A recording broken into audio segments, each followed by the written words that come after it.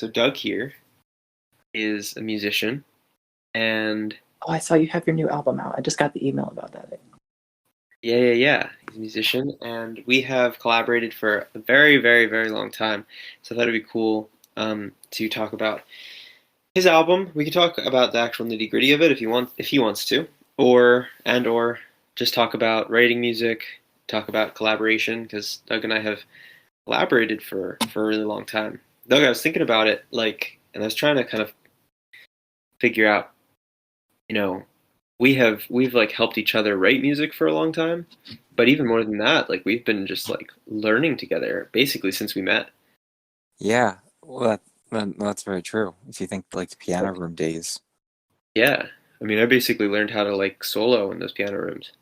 Yeah, and even then, when like we started doing guitar stuff, Hmm. because that wasn't always the case either. Yeah, yeah. Well, I guess let's get into that. So we could do a little history, I guess. That's kind of fun. Um, Yeah, so history. I first met Jake. It was like Stockton orientation, mhm, and this person, like how they do those icebreakers, that this yeah, person said something about music, and I was like, oh, that's really cool. That person's pretty cool. But then I didn't interact with him or anything because I feel like they shuffle you around and you do other things. You pick your classes or something, and then you leave. And then lo and behold, um, in this black and white photography class that counted as a freshman seminar, but was actually just black and white photography, no freshman seminar. Jake was in the class, and I remember that he was that person. yeah, I yeah. don't know if Jake knows that, but No, I remember that. I do remember that. And you came like and said hello, and I think I was like, "Oh, you talked about like you were in my freshman orientation, and you talked about like playing marimba or something." I think you had said something like weird or like something very specific enough for me to remember it. Um, so I was like, "Oh, like you do that?" And you were like, yeah, "Yeah, because probably at the time I would have been doing I would have just graduated high school, obviously, and then I would have been helping out with the marching band. yeah, yeah." So then we spent that first semester uh, doing photography. So we spent a lot of time together doing that, which is cool. And then we took a bunch of classes the following semester together. We took playing classes, jazz classes.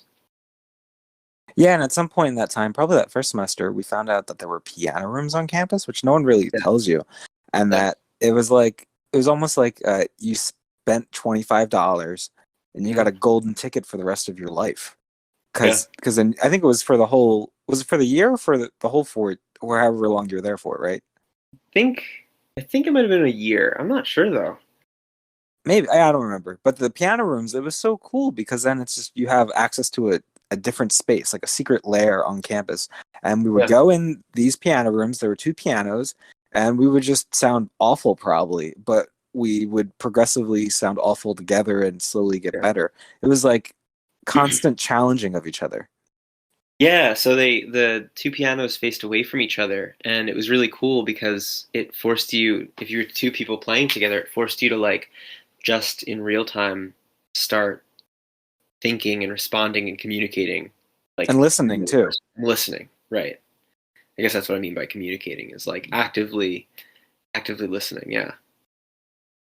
And we did some playing where like we would learn songs. Like I remember learning some music together and learning some like kind of like just songwriting theory. Like I remember learning stuff from like the real book together. Learned like My Funny Mm. Valentine. Like applications of the chords. Yeah. Yeah, and like or more like motifs. Like specifically, I remember thinking about My Funny Valentine, which has that descending motif. You know, Yeah. the melodic descending motif. Um, Classic. yeah, classic. But but that like mostly we were just doing stuff. Like I don't even know if we were playing songs. Probably Yeah. like you said, we were just being Or kind of even bad. if again, or even if it sounded good, but it was just a Yeah, lot of fun. yeah, yeah. And We did that for a long time. yeah, and if there's any ability that I have to play piano, which last time I played was at your house, like what, 2 weeks ago, and that was the first time I played in like a year or so. Mm. It's all stems from that experience of going to the piano rooms. Yeah, yeah. Hey, Zarif, you can. You're welcome to jump up into the onto the stage if you feel like chatting. If not, welcome to just stay there. We're just talking about sort of our history, our combined history of coming into music. And then at some point you would have recorded something on piano at Alton Yeah, Auditorium. I don't know if you remember that. yeah, totally. And that's funny because I was at that point I had spent a couple years doing live sound, but I hadn't really done anything with recording yet. So you were like my recording guru, um, which is like kind of that's funny how that works, right? Yeah, because I like like recording is so tough. Yeah, yeah, Really, I think what it was that I had a MacBook and a form of Logic. yeah, totally, yeah. Um, yeah, I feel like I might have those recordings somewhere. Maybe I'll drop them. Maybe I'll drop them in a link for Patreon. Um, Coy boy. yeah, yeah. That was my first composition. That was in 2011, I think. Yeah, and that's what it would have probably stemmed you to leave to go pursue a composition. Hmm. Yeah, yeah. Because then, yeah. So then, I mean, that's Oh, and a good. Jake was playing cello then too. That's a different thing. Jake played cello in the jazz band and made the jazz professor, the head of the jazz professor, make a funny face at the concert. That's one of my favorite stories. I love that story. Because Jake was just going to town on his cello, and it was actually like it was like that class was so fun. It was jazz Yeah, orchestra, yeah. and I think we actually took it our first semester together. Actually, even though Hmm. Jake said earlier that it was the second semester we took class together, I'm pretty. Oh wait, it was the second semester because I met my friend Max, who I roomed with the following year because he played piano. Yeah, So in this jazz band class, there was me who played drums, but I would say like I can play piano, but really I was a much better drummer. There's another kid who played drums. His name was Stephen Biebel. He's still alive, obviously. And then he could also play piano, sort of. And then Max, he could play piano so good. So eventually it was like, why are we trying to play piano when Max can play piano so well? Steve yeah, ended up getting busy, and then he sort of dropped the class for some reason. And then I just played drums, and then Max just played piano. So it was like all was right in the world. That was a pretty fun class. yeah. That was a fun class, and our professor was really really chill. He was like a really good jazz professor because he wanted us to do the work and put in the time and all of that. But he was really sweet and kind and chill Open. and open. But so I guess I won't say but yet. But so he was really excited for me to play cello. I played trombone parts with the trombone player Casey. Uh, and that was really fun. I don't remember Casey's last name. I guess it doesn't matter. But Casey and I played trombone parts together, and that was like so cool because we'd play like trombone harmony and stuff. Um, but I was I was just learning cello, like pretty new to it, maybe a year or something, and um, I would take solos. Like we each had to take turns taking solos, and so I would take solos, when it was my turn, song to do it. And I was very like like I am now, very like explorative and experimental. And so I really wanted I wanted like a noise-ish solo. And I like practiced and figured out like my noise-ish solo. And when it was time to perform, the head of the jazz the head of the jazz department was there in the audience, who was like a very straight-laced like white guy jazz, like old boomer white guy jazz, which is to say kind of very rigid rules, very unjazz like. Yeah, Uh, his big thing is that he played with Dave Brubeck, so he likes to think in his own world that he is jazz. yeah, like he defines jazz. He was a very mean guy, but but something that carried me through every future interaction with him, every time he would be rude or mean or shitty, was was that I took this solo, and I remember looking up from it, finishing my solo and just like looking around, making eye contact with you, making eye contact with other musicians, and feeling like gleaming, like just a shining, and looking up at this guy, and he's just appalled. He looked so appalled at what I had done. And I mean, I don't know, maybe that made him open his mind a little bit. Yeah, we let a curse here. Fuck him. Yeah. What if I said no? Yeah, too late. You'd have to like find me. Isn't that what they do on TV? Yeah, right. Um, so yeah, so we did jazz together, and then yeah, you're right. So then I dropped out, and we still played together a lot. And I wrote a bunch of music that you played on. You remember playing Kristen's house? Oh, You the played piano. Yeah. that was When I fun. get, yeah, I just wasn't good though, and that was tough. I think you were good. Oh, thanks. I only ever wrote parts that were good enough for me to play, and I wasn't good either. Oh, you kill it. What are you talking about? um, and then things shifted, and I did art school. I did school for art after taking some time, and Doug finished his undergrad. Oh, and And before then, I never played guitar. Never played guitar until sophomore year. I saw my roommate then, Max, who played piano, and he sang in Stocktones. He's like a really good singer. He was he. I think I brought my guitar down that I once got when I was a kid because my dad plays guitar. He got me like a baby Taylor, thinking I would play guitar too, like him. And all I did was lose my pick in the guitar. I yeah, must have been like 9 or 10. Like I would just like go to strum and constantly lose the pick, and so it sort of wasn't fun. But I think I was so focused on learning a chord, and I was so focused on learning the G chord because that was like the first chord on the list, yeah. and it was such a hard shape to make because I was making like a real G and I could never do it. And so anyway, I could like barely make a chord, never made any progress with guitar. But I saw Max had his guitar and he could just sit there and play. And he said that all he's doing is looking at the chords above his piano book music and that it's really easy to play guitar. And I would watch him and I'm like, wow, that looks so easy and fun. And so because of that, I brought my guitar down and then I started struggling just looking at chords because I was like, oh, that's all I do when I play piano. I just look at a lead sheet and read Hmm. the chords like on a jazz head or something. So because of seeing him do that, I started playing guitar and it wasn't until that summer really after my sophomore year that I really started playing. Hmm. And that's really Yeah, all I do now. That's all I like to do. yeah. I was gonna say the rest is history. Um, but yeah, and then so then what? So then you finished your degree, and I eventually finished my degree after a little while, and then we started playing music again together. Yeah, because you started getting back into guitar because you used to play and then just life happens and then you started coming back to it. Yeah, it was like 2017 when I was finishing my degree. I started playing again, like more. Mm. And I started writing, and Me and that's it. Jake play the best version of Blackbird over that. What's that Doctor song? I don't need no doctor. Yeah, it's so good sounding.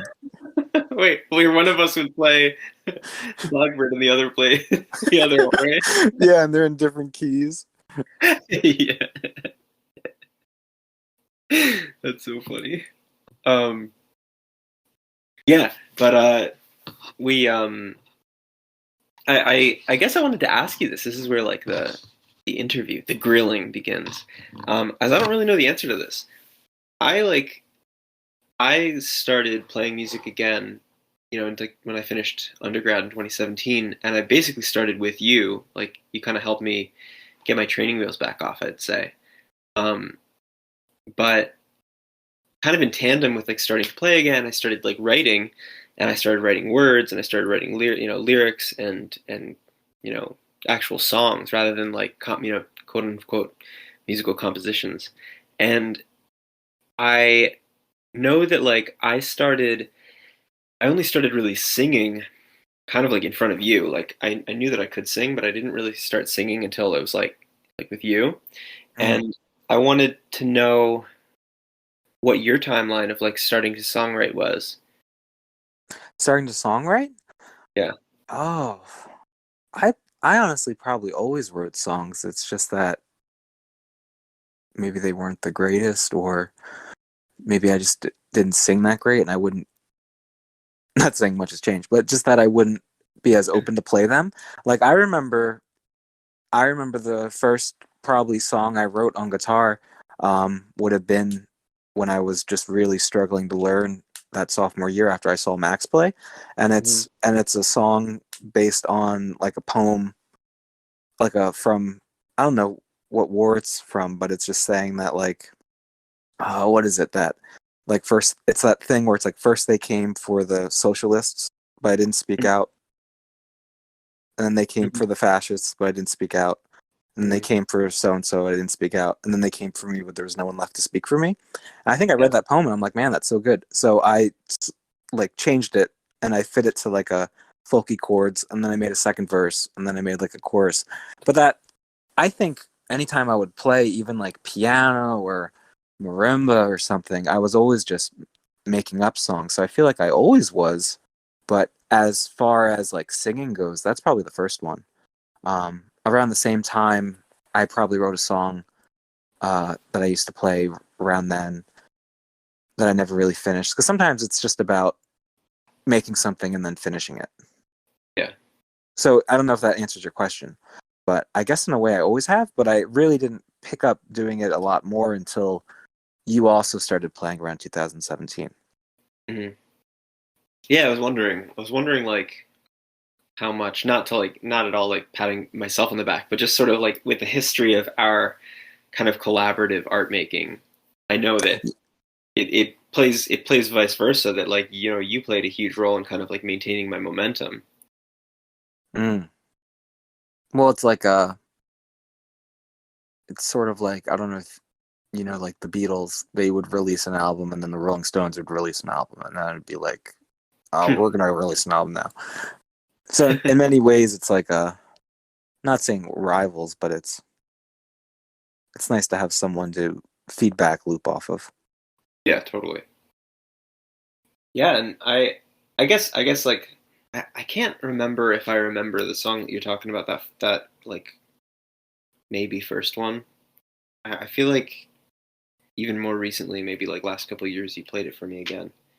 But Yeah, sometimes, cause sometimes if it's something I played like dozens and dozens of times, I'll never forget it. Like yeah, if I can remember part of it, I could probably play it fully.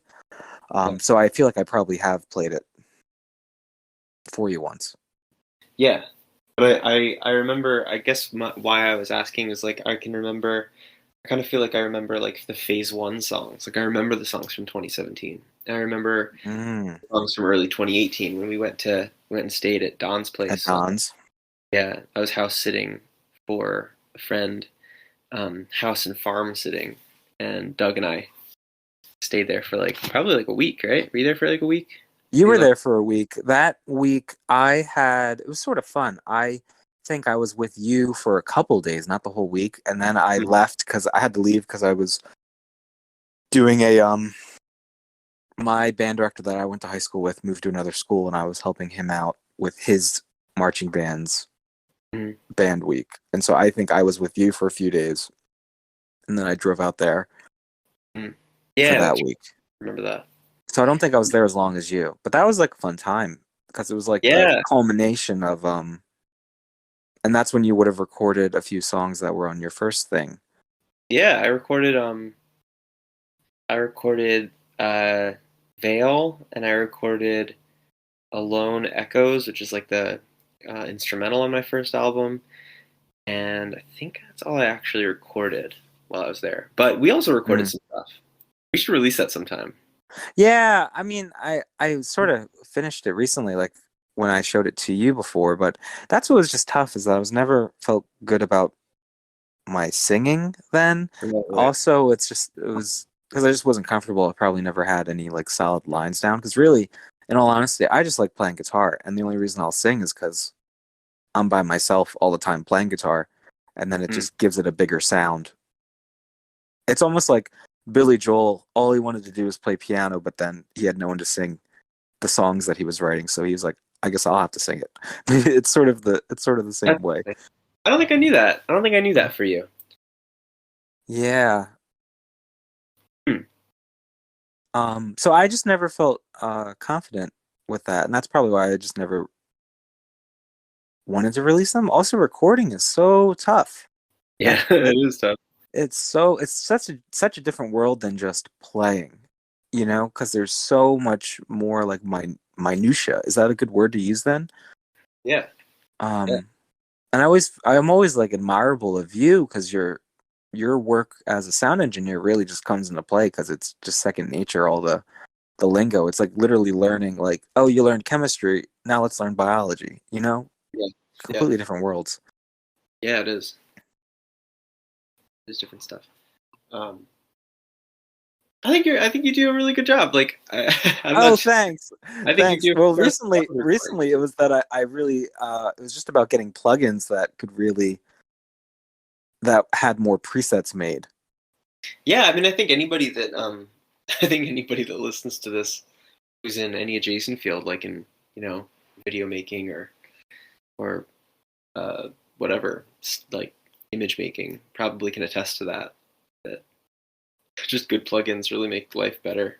Yeah, they so do. I mean, I don't want to jump ahead, but like this past pandemic year, again, we're just all by ourselves 24/7. And so I would just play music. And when I would record some of it. And then on my way to and from work, I would listen in the car. And my Yeah. biggest problem was that I would listen to the music, and sometimes, it'd be like a really good take, but my ears would hurt. And it was just so like frustrating because I'm like, I literally don't know why my ears hurt. Like I know why because it's some frequency mumbo jumbo, but like it's like Yeah. above my pay grade to understand what's happening. And Right. so that was like pretty stressful and just a lot of work of like what's going wrong, and then it's just finding things. Like eventually when I showed you the music like a couple months ago, that's when I was like, I think I'm close, but I'm still unsure. Yeah. Yeah, and it doesn't hurt your ears now. Yeah, it just hurts in a different way. No, just kidding. But it's like it's almost like I got used to what frequencies to cut out.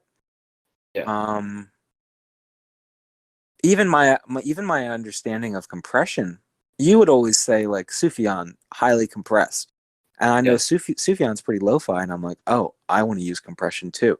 But then it's Mhm. like the way I was using it wasn't in the way that it should have been using, Yeah.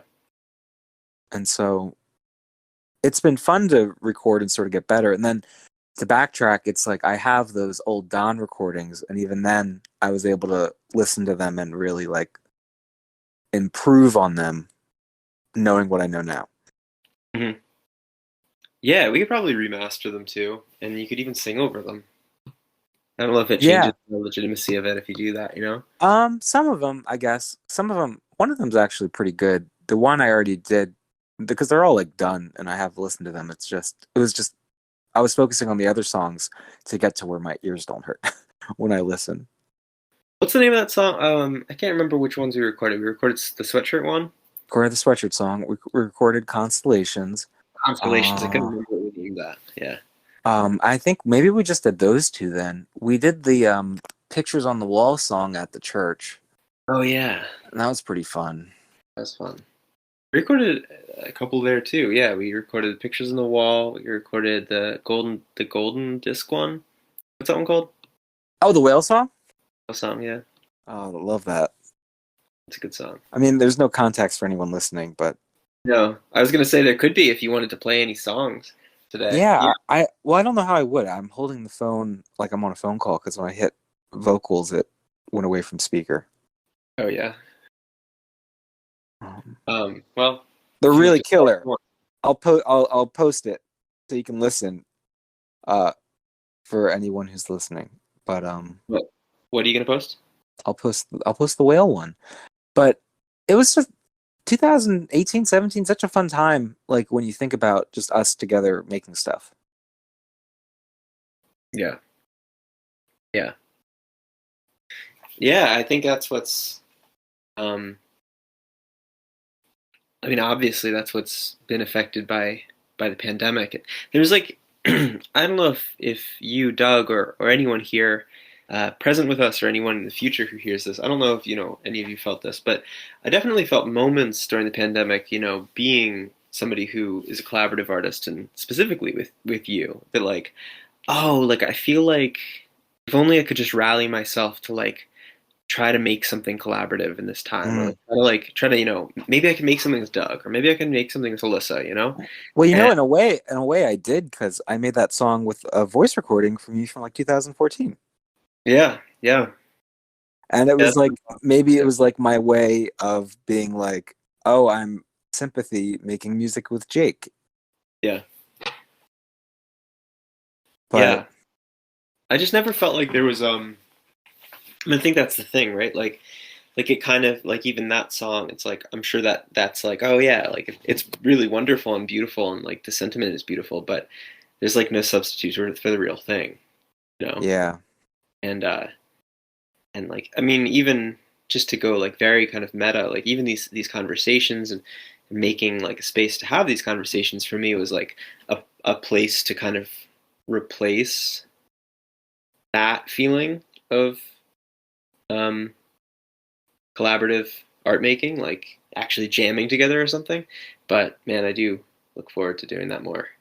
well, isn't that like if you think of art making as communication, isn't that like the whole goal of communicating is to collaborate? Like, would you rather listen to yourself talk or would you rather respond to someone else who is talking, or Yeah, listen and respond? yeah. I mean, a lot of people would rather do the former, but they got some work to do, I guess. They all got some work to do.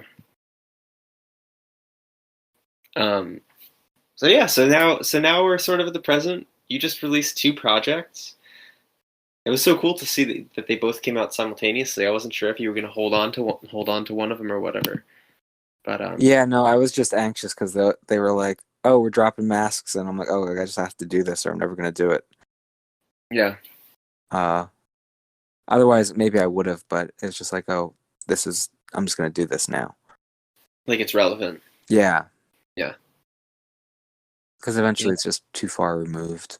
The first one was the sunflower one, because really, I just go through phases where I really just look up everything there is about Van Gogh, and it would have happened probably around May of last year, and it's just a good solid 2-3 weeks where I'm at work and every second I'm just like Googling Van Gogh stuff and I'm probably blowing up the servers at work. Like, what are all these searches for? And it's just such a interesting, like, so I always learn something new. And so in this interaction, I was reading letters because everything's documented and they have all the letters between him and his brother. And it was just so amazing to like read and like just think about what he was thinking before he lived with his friend who they got in an argument, cut off his ear, went insane. So it was like before that, you're reading a letter. I was just so excited to like be with his friend and live together. And he's gonna paint these sunflower paintings, and he's so pumped about them. He's just so excited. And then to after that whole dilemma happened, read a letter to his brother how he just has so much resolve to move forward and get better. mm, But I mean, ultimately, he doesn't. But it was just such a powerful thing, and I wrote a song, and then I from that song, I was just sort of in a train of thought of other things that could go with it. So in my head, there were always songs that went together with that. yeah, yeah. Actually, I think some people in this community, it's possible Zarif or Oh, Evan, because I played it on the one Let's of the Talk. one of the Let's Talks way back Yeah, when it was yeah, because still, that's when I would have wrote it. yeah, yeah. I probably played it in like June or maybe July. So some of the early ones. Um, yeah, that was really good. I remember that feeling really heavy because I think we were talking about this the other day that I like sang along with it. It was like we were live. We were live. Oh, Brandon because then was live. we wouldn't have been live. We wouldn't have been like we probably never saw each other Yeah, we weren't seeing each other. We were probably because just texting.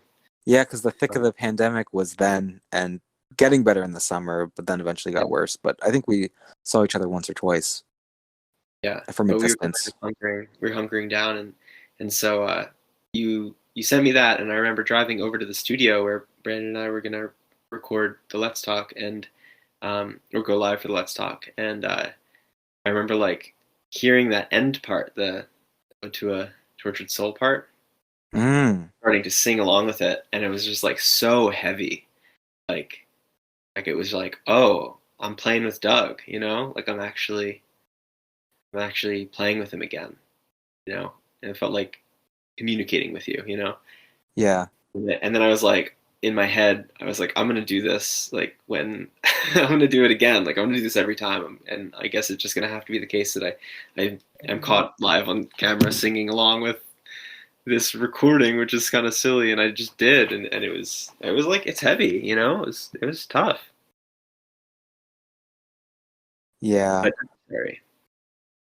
Well, it's also too, like, I don't know if anyone else here feels like this. Like when you think of your pack and your, people I probably equate artists that I really enjoy, even though I never met and probably never will meet, because they're just so close to you.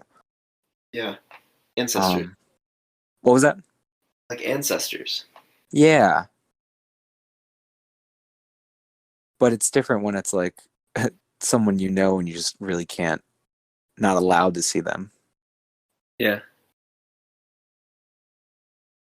yeah, yeah, Oh, so that yeah. one, and then the other one is just all the other songs I made during the pandemic, and really it's just that they're the songs that got me through it because I would just play them every day.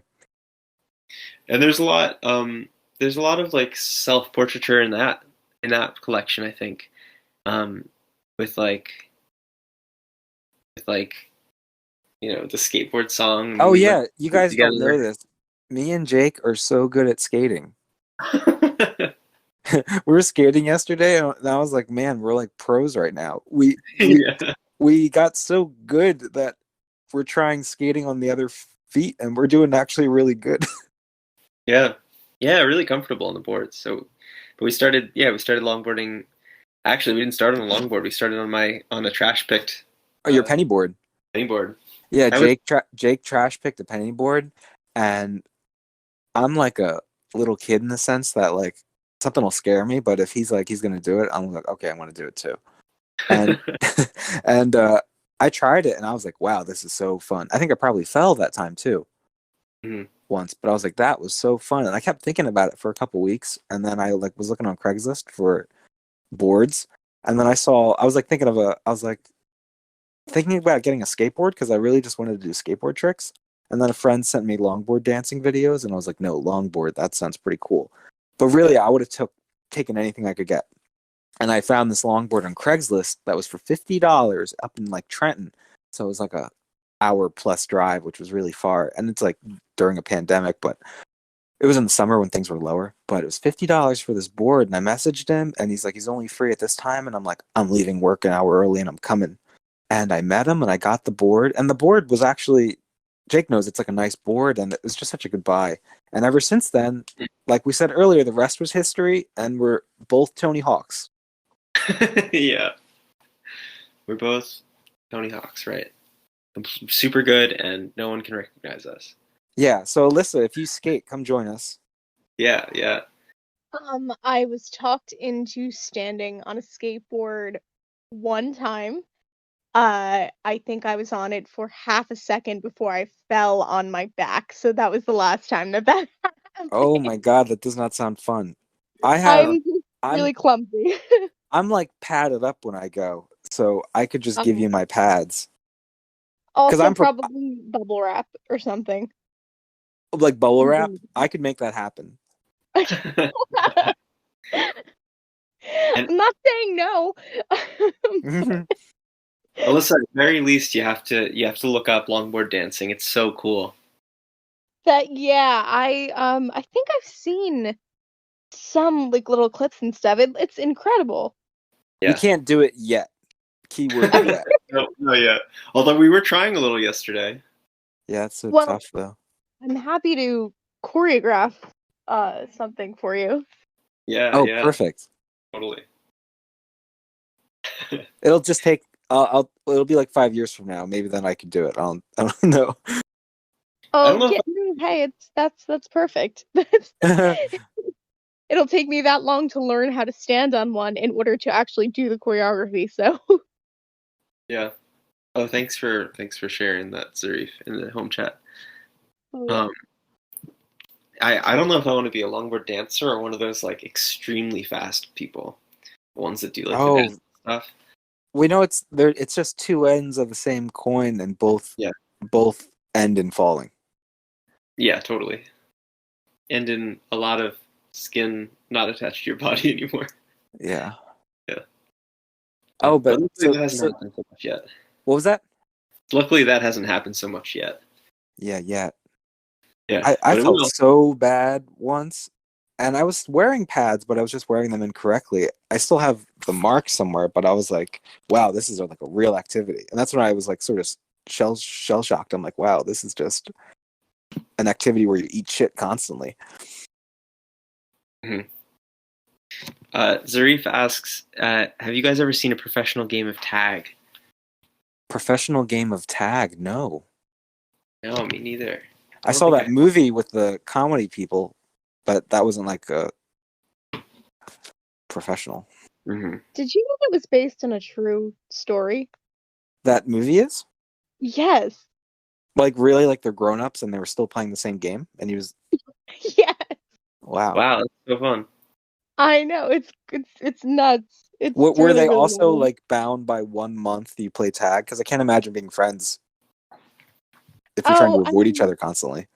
yeah, I don't know. I don't know if the rules were like actually the same, but I do know that it was like a group of guys and that was like their thing. Wow. Yeah. When I growing up we'd play like flashlight tag and stuff like that. Oh yeah. Eventually you would just get so bored and the game would end. Because like maybe eventually you're too good at hiding or Mm. I'm, I would love to watch these videos eventually. That looks so cool, the professional tag. But to come back to Doug and skateboarding, I shared the skateboard song in the home chat too, so people can take a listen and let Doug know what you think, and also listen to the rest of that album because it's really good. oh thanks. But yeah, so I guess the songs they're just all like bookmarks of what happened that year, you know, literally like you're saying like a portrait. Yeah, yeah, I like that end that the end one with the cicadas. I heard my first cicada today.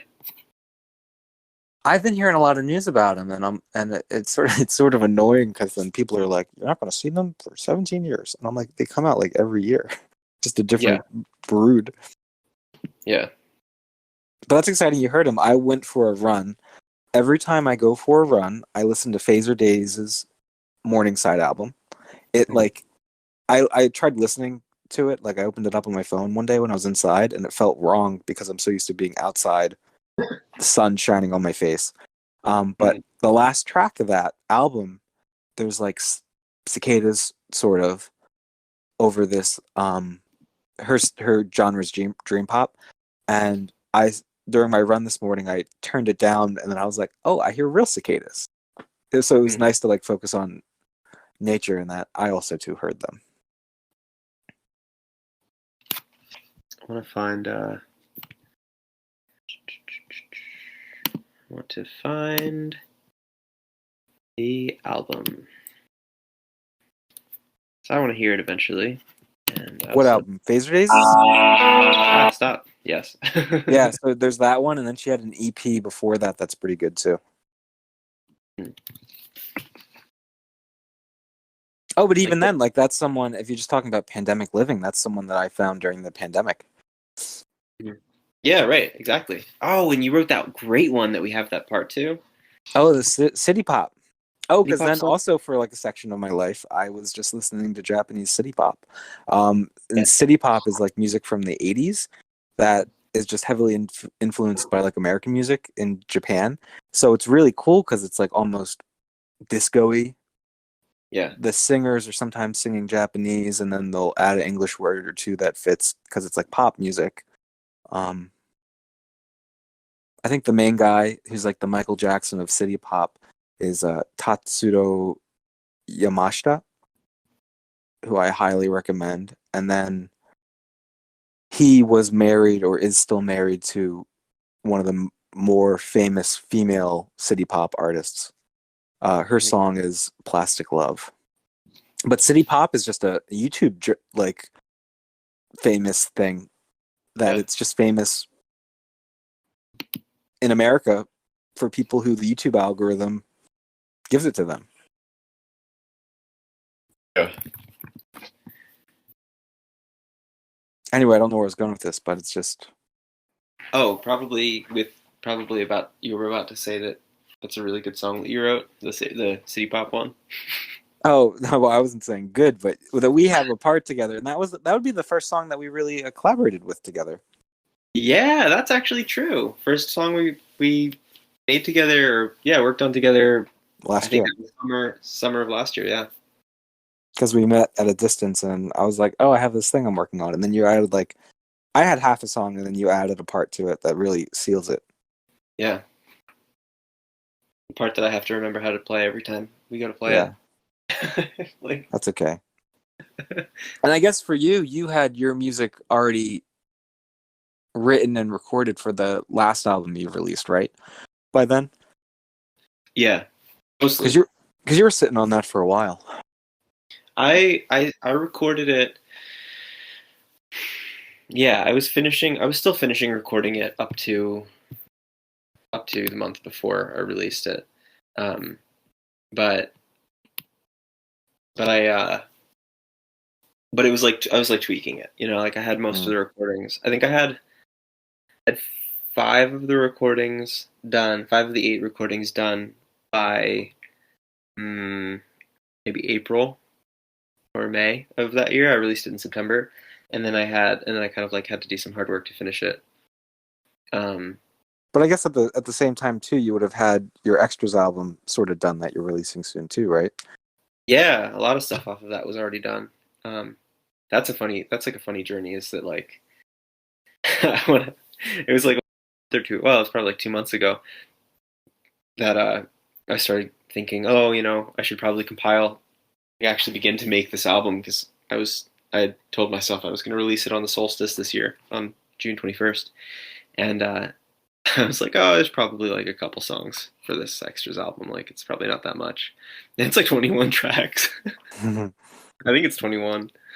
it's really good. I listened to it out on a run once. It's pretty good. Even listening to you and Sam talk was just so nice because I'm like, oh, I'm like listening to a podcast right now while I'm running.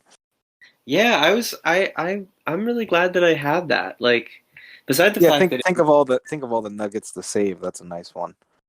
yeah, yeah, that was really important. That was like that conversation I even listened back to once we were in the pandemic, and it felt really nice to be like, oh, I'm with Sam. But that conversation, recording, having the recording or not having the recording, was really formative for solidifying like my understanding of two of the tracks on that album, uh, uh, Porcelain and Smoke and Still Only. Like, Did I you would write that before the pandemic or during? Porcelain and Smoke. Yeah. Um, I wrote it. I wrote it before, actually. Yeah, I wrote both of them Uh, before.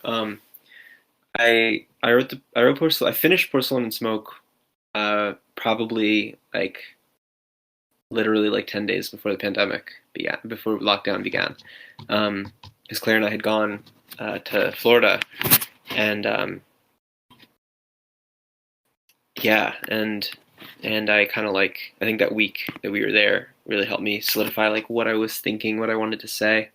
Um, it was actually it was literally the day we were going to leave, the day before we were going to leave for Florida, end of February of that year, that I wrote a poem that there's a spoken word version on the Extras album. But as happens with me, I'll like write a piece of poetry or write, just an assembly of words, and then it's not that I turn those words into a song. I'll usually just borrow a bunch of like concepts hmm. and throw it into something. Well, you have like a toolbox, you know? Yeah, yeah, Like that's what is it called? The Ode to a Tortured Soul. That was like my segment of a music that I wrote, but I would play in a cover of a song called Blues Run the Game, you know? So it's like you have a toolbox of things you make. Like I'm sure Alyssa, you have just a dance arsenal of moves to whip out at any moment in certain instances. String Oh, together emotionally. totally. Yeah, I steal from myself all the time. Yeah, Yeah. exactly. Yeah. Mhm. It's a great feeling.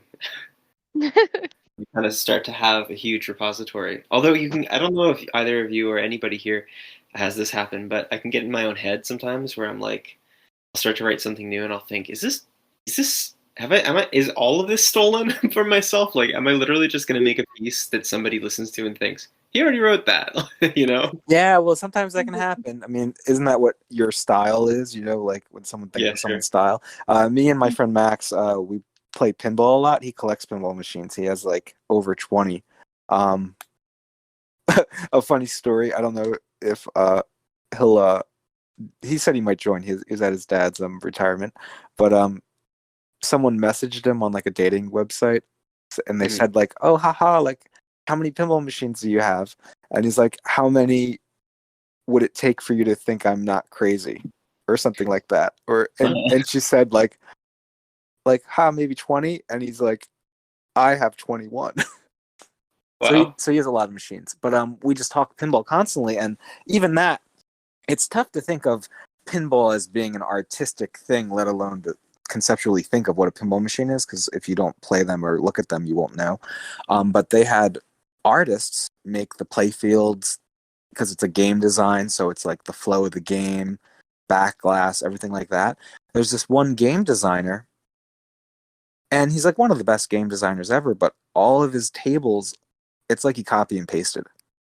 Mm. And it's almost like when you think of like a Hans Zimmer, like Yeah, that's the example I was going to use. that, it's just like copy paste. And sure, it's really good, but where eventually is the originality? So I think that's tough when you're thinking of, am I copying from myself? I Yeah. think sometimes it's easy to get in your own head that way. Yeah, it is. It's really easy. And it's really like in many ways not helpful at all. No, yeah. I always like to think of I really like blues music, and when I started learning guitar, that's really what I was playing, because it's the perfect building blocks, because I my first chords that I learned were E, A, and B to learn a E blues, and then I learned Yeah. a G blues, which is a G, D, C, and it really made me learn all those chords and notes everywhere on the guitar, which is perfect.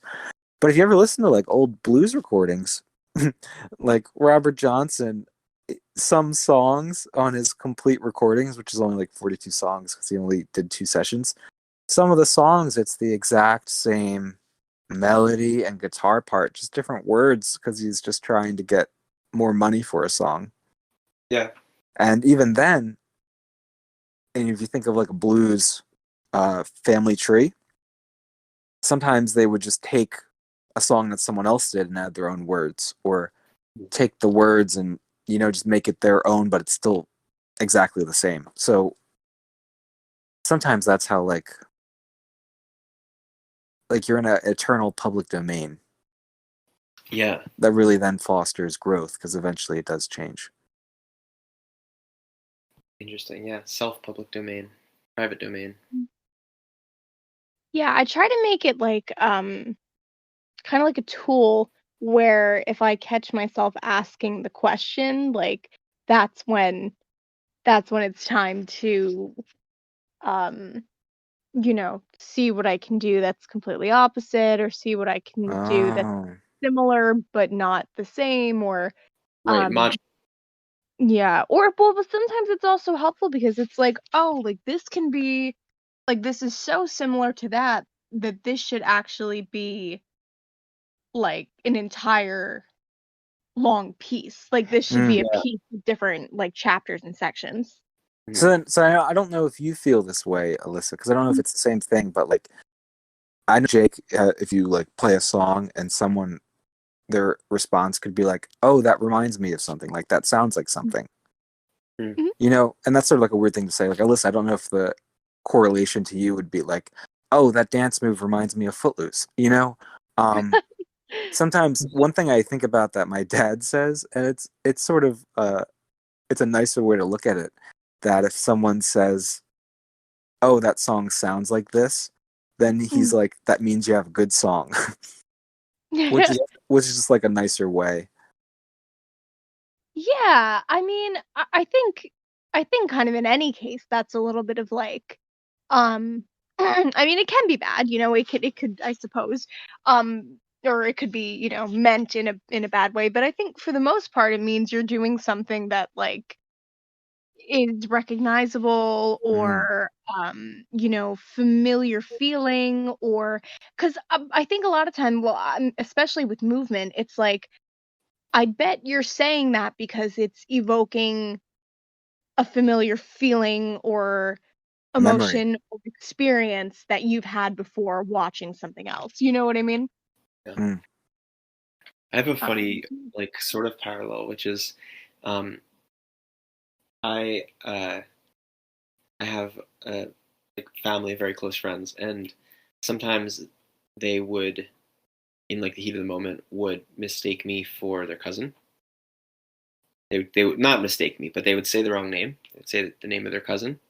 And I remember talking to my mom once, and my mom said, if they do that, they must be feeling really fondly about you because they love their cousin. And that always like really stuck with me, you know, in terms of like, oh yeah, that's true. Like if somebody and sometimes it's hard to be like you show somebody something unique that you think is like unique and special and somebody says, "Oh, that's cool. It reminds me of blah blah," you know, and you're like, "Oh God," you know, that's the yeah, compliment. But I think it's so easy to feel that way. it is But so easy to feel that way no matter what. yeah, You know, it's almost like nobody can actually do the right thing ever. Like, yeah, unless, and that's not, I mean, that kind of reflects back not on them, but on you know, on the artist giving the piece of work. But yeah, if somebody shows you something and they say it sounds like something or looks like something to them, the context is, you know, oh, they must like that. If they like that thing, then that's great. yeah. Well, yeah. I know for me, I always think of if I were to play something in Max lessons, Mhm. Max would be like, "Oh, that sounds just like John Mayer." Mhm. That's what he'll say, and I love John Mayer because he like when I was learning guitar, he's the modern day blues link in that Yeah, blues family tree, and so that's what really makes him like an ideal guitar hero. Um, but then it's also at the same time you're like, oh my god, I don't want to sound like him. I want to be my own person. yeah, yeah. Yeah, I I guess think it's also a thing of who it's coming from too. Not, you know, not to make it like an us Mm, them thing. But I have noticed I'll get a much more if I get a comment like that, it's a much more pointed or specific example uh from somebody who either is an artist or takes part in communities like this or um something like that. And if it's something from somebody like, I don't know, like your high school cousin or something, it's like, okay, they don't, you know what I mean? Like it's getting on a level ground with you. You know what I mean? yeah, Like they something they recognize but you know, they wouldn't recognize necessarily. oh, like they're bringing it into their Venn diagram of understanding. Yeah, yeah. So like somebody might tell me something reminds them of Footloose, but then maybe Jake says, "Oh, actually, it looks like a Catherine Dunham piece." You know what I mean? Like it's Mm. yeah. So I think too, it's all about where it comes from. Mhm. Hmm. Helpful too. Yeah, Makes you think about your work in a Yeah, different. in a way, any critique is Yeah, a good critique. yeah. yeah. Any feedback is good. Hmm. I I think something that happened really recently to me, and I'm trying to remember it. I'm trying like until it gets ingrained in my memory. I'm trying to remember it every day. Is I was listening to some artist, and I don't remember who it was. It was like somebody I haven't listened to a lot of, but I was sort of just starting to go through like their music, and I heard a piece that kind of sounded like another piece I had already heard. It wasn't, you know, it wasn't super similar, but it was within their sound.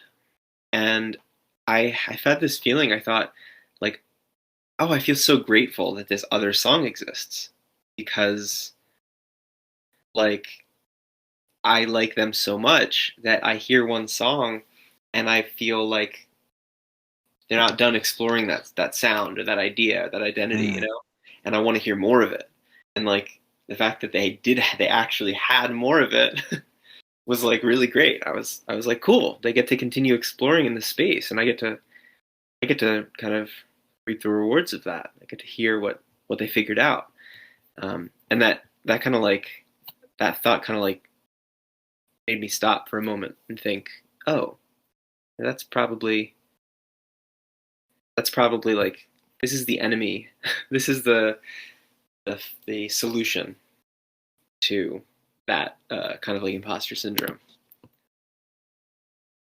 Oh, is just enjoying the exploration in that niche. Yeah, like I can I can be that too. You know what I mean? And that kind of defeats that feeling of, oh, I don't want to make something that sounds just like another thing. But if I'm thinking critically and I'm writing music that's engaging and self portraiture and self discovery, like I write two things that sound kind of similar. Somebody's gonna want that. It's not the Yeah. worst thing in the world. Somebody's gonna like that.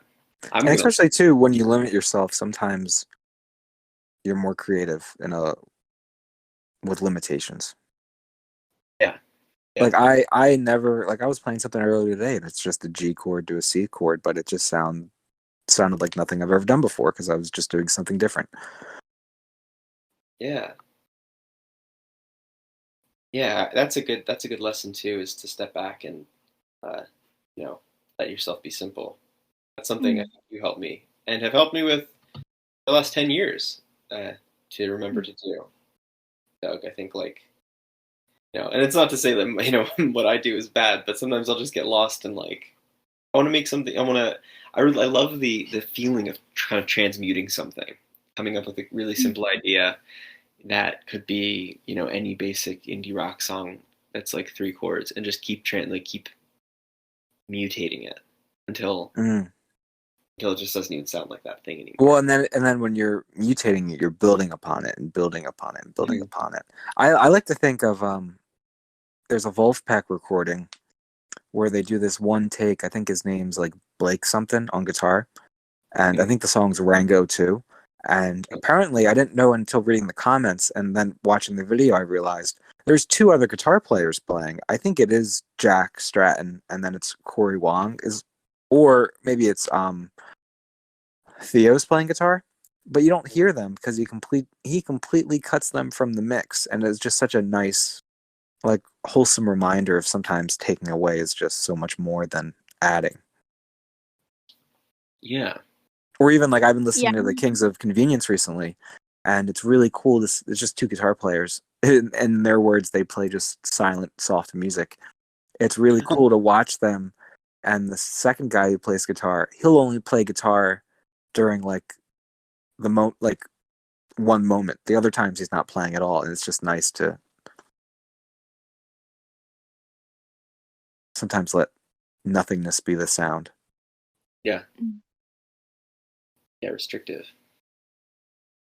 Yeah, I'm a huge proponent of at least starting with giving yourself a restriction or narrowing your focus. And I think it appeals also to a listener or a viewer in a way that you wouldn't expect, the simplest something very with a lot of simplicity to it.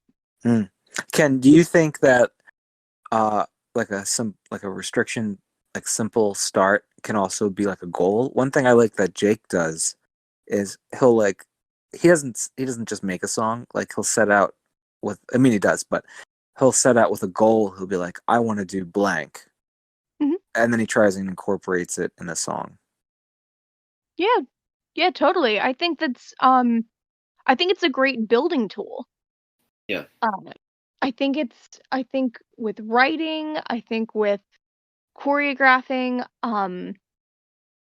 I mean, that's how I learned to write an essay in high school, was that, you have the goal, you have your thesis, and you want all of your supporting paragraphs, supporting sentences to support the thesis and relate to the thesis. And so I think it's a really effective building strategy.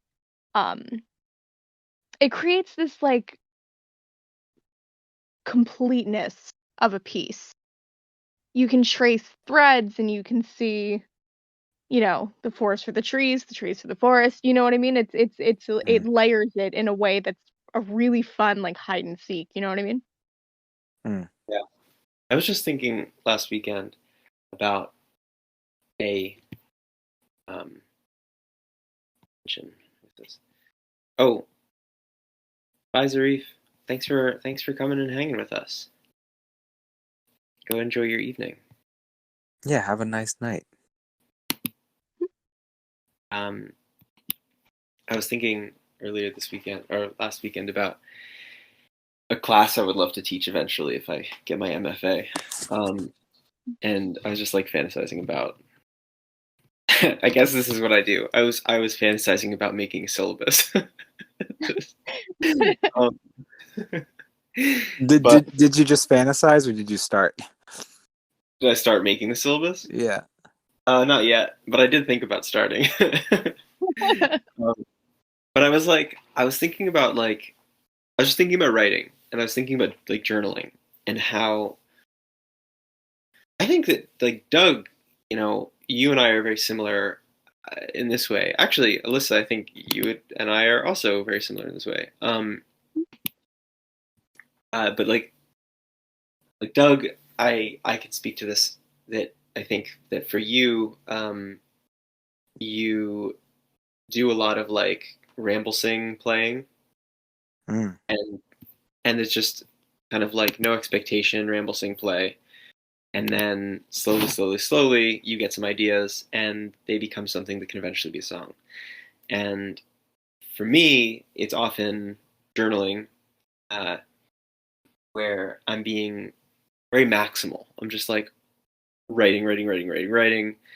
No expectation. It only works well if you have no expectation. No expectation, really no thoughts on it, just going, going, going. And then eventually you can kind of see what you can like kind of take a step back, get a feel for like what you actually want, and then pare back at, like a million times. Or just actually borrow one word, but the paring back is really fun. And so I started thinking about how it'd be cool to have a class where that's centered around journaling as the center point, and then have like one project that's like take a journaling like completely no restriction, just write, write, write, write, write, and then make it as minimal as possible. Pare it back so you're just using like single words to like illustrate ideas. Um, and then do the opposite, get really, really verbose with it, and just like do that back and forth 100, like not 100 times. You don't have time for that in a class, but a couple times. Um, and Brian says I had a mentor in college who would write an art history article, take his final paragraph, make it his thesis, and fully rewrite. Whoa! Wow. Wow! Wow! Wow! That's really intense. I'm gonna do that in music. I've kind of done that before, actually. I guess. I guess songs that run into each other are like that. Um, but yeah, it just made me think of that. It made me think of like subtractive creation is like really, really fascinating, and um, I guess like as a play off of what Doug was asking Alyssa, but I'll ask both of you. I'll ask anyone here, but both of you who are actively talking.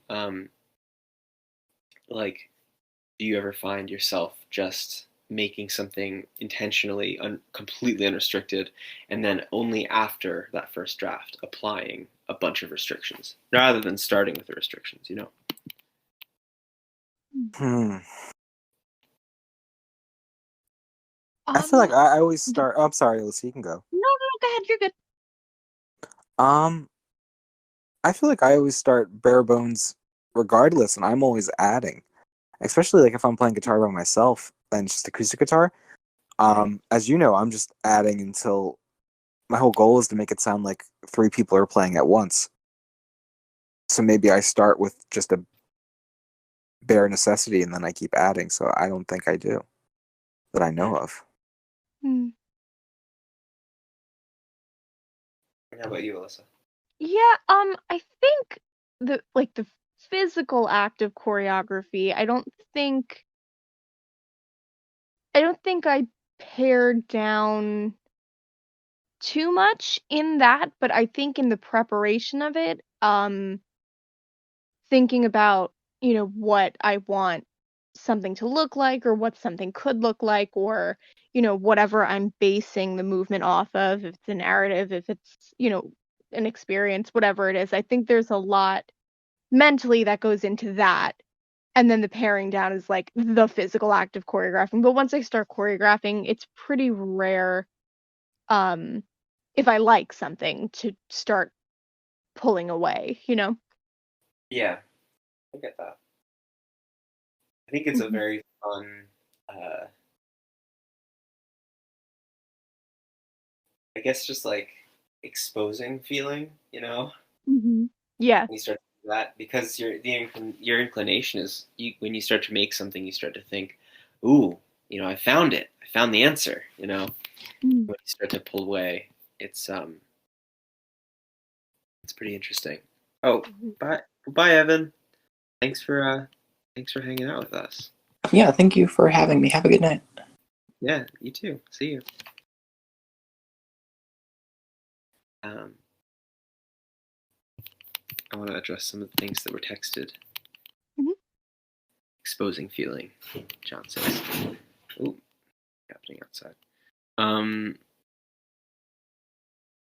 John says, when it comes to writing things down, I reuse a certain turn of words again and again, and rewriting, transforming until it feels just in place. That is exactly what I do. There Un- are Until there are it feels just in place. yeah, there are like whole sections of like my journals that I've done in the past. I always feel like a little like obsessive about it sometimes, where like I'll rewrite if I'm working on a set of lyrics. You can see that I'm actively like if you look back, like I'm like a archaeological dig.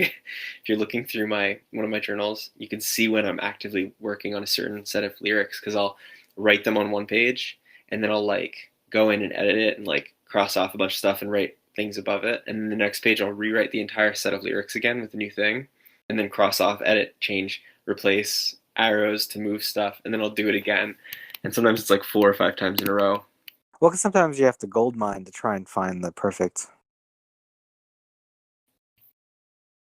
like, you don't know what you're looking for, but you know. Yeah, you don't know until you find it. John saying that reminds me, I'm pretty sure it was John who shared it. Um, Back in September, I would have posted in the music channel, I don't know if we still have it, the Earth, Wind, and Fire song. And I think he shared a thing that was about the making of it. And that's what was interesting to hear about, is that they tried every day in number in September, and then they realized that the 21st, like that one just sounds right. Oh yeah, yeah. That's really funny. 22nd night of September. I forgot about.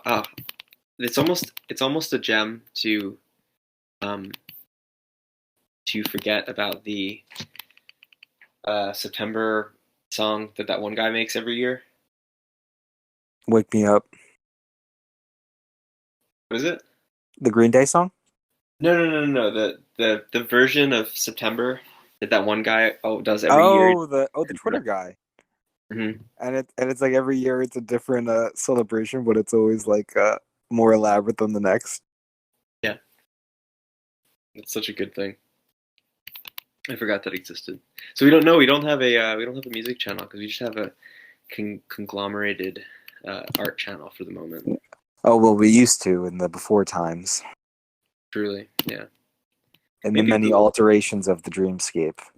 we'll see. Which maybe that's what the dreamscape really should be doing, is just constantly evolving. I logged on today. I play Fortnite, and I used to play it just with my nephew, who's like 8 years old. But a lot of times I play it by myself now. But I logged on today, and what's sort of weird and comforting is that Fortnite is constantly evolving. There's like a weird story arc, and that there's seasons to it. So today I logged on and there's a new season that started, and I won't be able to experience the previous season again because now that's over. And then maybe that's what the Dreamscape feels like the music channel was last season. Yeah, that's exactly how I feel about it. And so it's And the same bones that we're living in and experiencing, but just some things are different. new season's coming soon. For the Dreamscape? Kind of, yeah, because we're doing some new Oh, funky stuff soon. But I guess that's a different conversation. no, it doesn't matter. Hey, I have a question for you guys. Yeah. So, when you're making separately, individually, are there ever times when you're doing anything or just thinking about the things that you're making that you literally or figuratively hear the other person?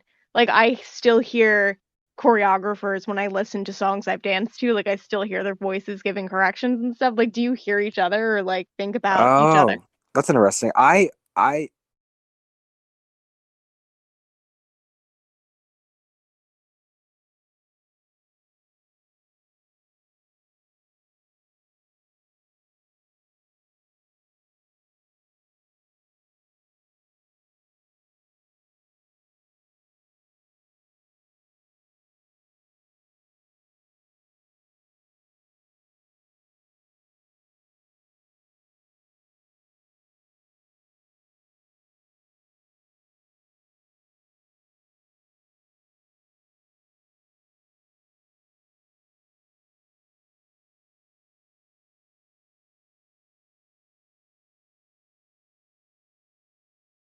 I don't Like know you if I said, always do like because normally you start with a guitar part and then you try to make it eventually sound like three guitars. And I, while I don't have the same exact desire with for like what to do, what to be able to do on a guitar, I when I'm playing and I'm like creating a part for it, I'm always like hearing you, like what in some ways I'm like I'll start to play one part and I'll think you might say you wouldn't I don't think you'd ever actually say this, but I might hear you be like, oh, that's too repetitious, or like expand a little more, or like make sure you're using an open note or something like that. And I'm oh, like, you could make a song with one chord. I would never say that's too repetitious. no, but you can play a song with one chord, but the way that you play it is the way you play it and break it up a little bit is Yeah. is Well, I how it wonder. sounds. I wonder too if you think Jake will say that. Was it Thesis? Was that the one? Yeah. So that he initially had like a version 1.0 of Thesis. Oh no, Mhm. no, that's a Willow. Sorry. The Willow, oh the Willow, that he had like a version 1.0 of the Willow, and apparently I gave some feedback to it, and then he like completely workshopped it. Yeah. Ah. Yeah. The first version was bad. And then even in a way too, I mean, I've made songs where I would think like, okay, what would Jake do? Mm. Mhm. I think your Have feedback you? to Willow was pretty much something like that ain't it. Like Pretty I much think what? that ain't it. Like I think I like played it for you and told you what I was trying to go for, and you were like, yeah, you didn't hit the mark, pretty much. Oh, that's so rude of me. Maybe I think maybe I'm making that up, but I don't know. Yeah. You definitely said something. It was good though. That was during that stay at Don's place. I played it for you Mm. at his dinner table. But yeah, and then it became a song that I really like with parts that I really like. And that guitar part is something that I mean, you've always like talked about feeling like, oh, like that's like such a fun minimalist kind of guitar part. Oh, But and it's so perfect, and it's almost like I can't finger pick a like C or a major seven without feeling like I'm playing the Willow. yeah, I'm stealing yeah, from Jake. yeah, yeah, very And signature. it's almost nice to think that you were able to copyright that sound. Yeah, totally. Yeah, that's a good way of thinking about it. Um, For me though, it's like I can't imagine or think what Jake will play. But whenever Mhm. he does, I'm always like pretty impressed. Like even like with the Pain and Memory song, I wrote that on guitar. And then once we're just hanging out and I think I would have played it on pocket piano too at some point, but then you play it. And even the way you play it is just completely different than what I would think about. hmm. Oh yeah, I think I was playing like bass in there, like mixing the bass in there and then differently than you or something. Because you Yeah, arpeggiate it, right? Do you edit on the arpeggiator? yeah, I would, yeah, probably. Yeah. But then you would play it on the purple color. Mm-hmm. I don't So remember the so in a purple way, I color. don't know if it answers the question. For me, it's Yeah. I don't know if I could really in my head be like, oh yeah, Jake will definitely do this here because Mhm. he's such a wild card in a good way. But I think the same of you, and I think that that's what's great is like, uh, I mean, what's great, but also makes it a little bit more of a dependency is like I can't fully, I can't really fully, I know that I can't fully think as you, so I'm just like, I Yeah, need to, that's what it is. I got this good thing, but I need to bring it to Doug. I need to know what he thinks about it and how he would do what he would do. Yeah, and even then, like we mentioned that City Pop song, which was Yeah. really at the time when I showed it to Jake, when we met near Atsign Lake outside, and what was really fun was we chose to sit near a spot where there wasn't too much activity because a lot of people were parking near the parking lot to go for a walk, and where we parked, we thought we were pretty good, and then like this guy in a Jeep came over and he Oh parked, yeah. and then he was just parked there, and it was like, why are you near us? And he's like, I'm just listening. And it's like, that's all he said, and he wouldn't leave, and he was just listening, and I was like, ah. Uh, but so I showed him what I had of the City Pop song, which was really just a verse, um, and maybe part of a chorus, and then it was sort of like what Jake added to it. I was like, oh well, this is exactly what the song needed. I didn't know it, but Mhm. That kind of leads into my follow-up question, which is also when creating separately, not collaborating, have you ever written or played something or whatever it may be where you were like, oh, the other person would it would fit well like in their sound or they mm, could do something with this, you know what I mean? Hmm. Yeah, totally. I gave you a Yeah. bunch of songs when I was starting to write in the first couple of years of writing. That's how Constellations came into existence. yeah, Jake gave me. He just shared words that he had, Yeah, there were a bunch of songs. and There's a New York one. and so then I just made a guitar part to it, and Yeah. like I love the melody part. But it's almost like for me. Oh, the New York song. That's a fun one too. That's in like Yeah. 5/4ish or something. Um, I don't know why. I don't know why I always think of that. Maybe it's a conversation that we once said, but I always think of that as my Saint Vincent song. I have no idea. It doesn't sound that's your anything. Saint Vincent song. That sounds so fun. That I have you no think you idea have a why. Saint Vincent song. I love Saint Vincent. No, so I guess too, even just that conversation, I have so much more like maybe it's just restrictions. I really enjoy the idea of, oh, here are the words. Okay, I'll just make guitar up to it and use these words because it's one less thing that I have to worry about.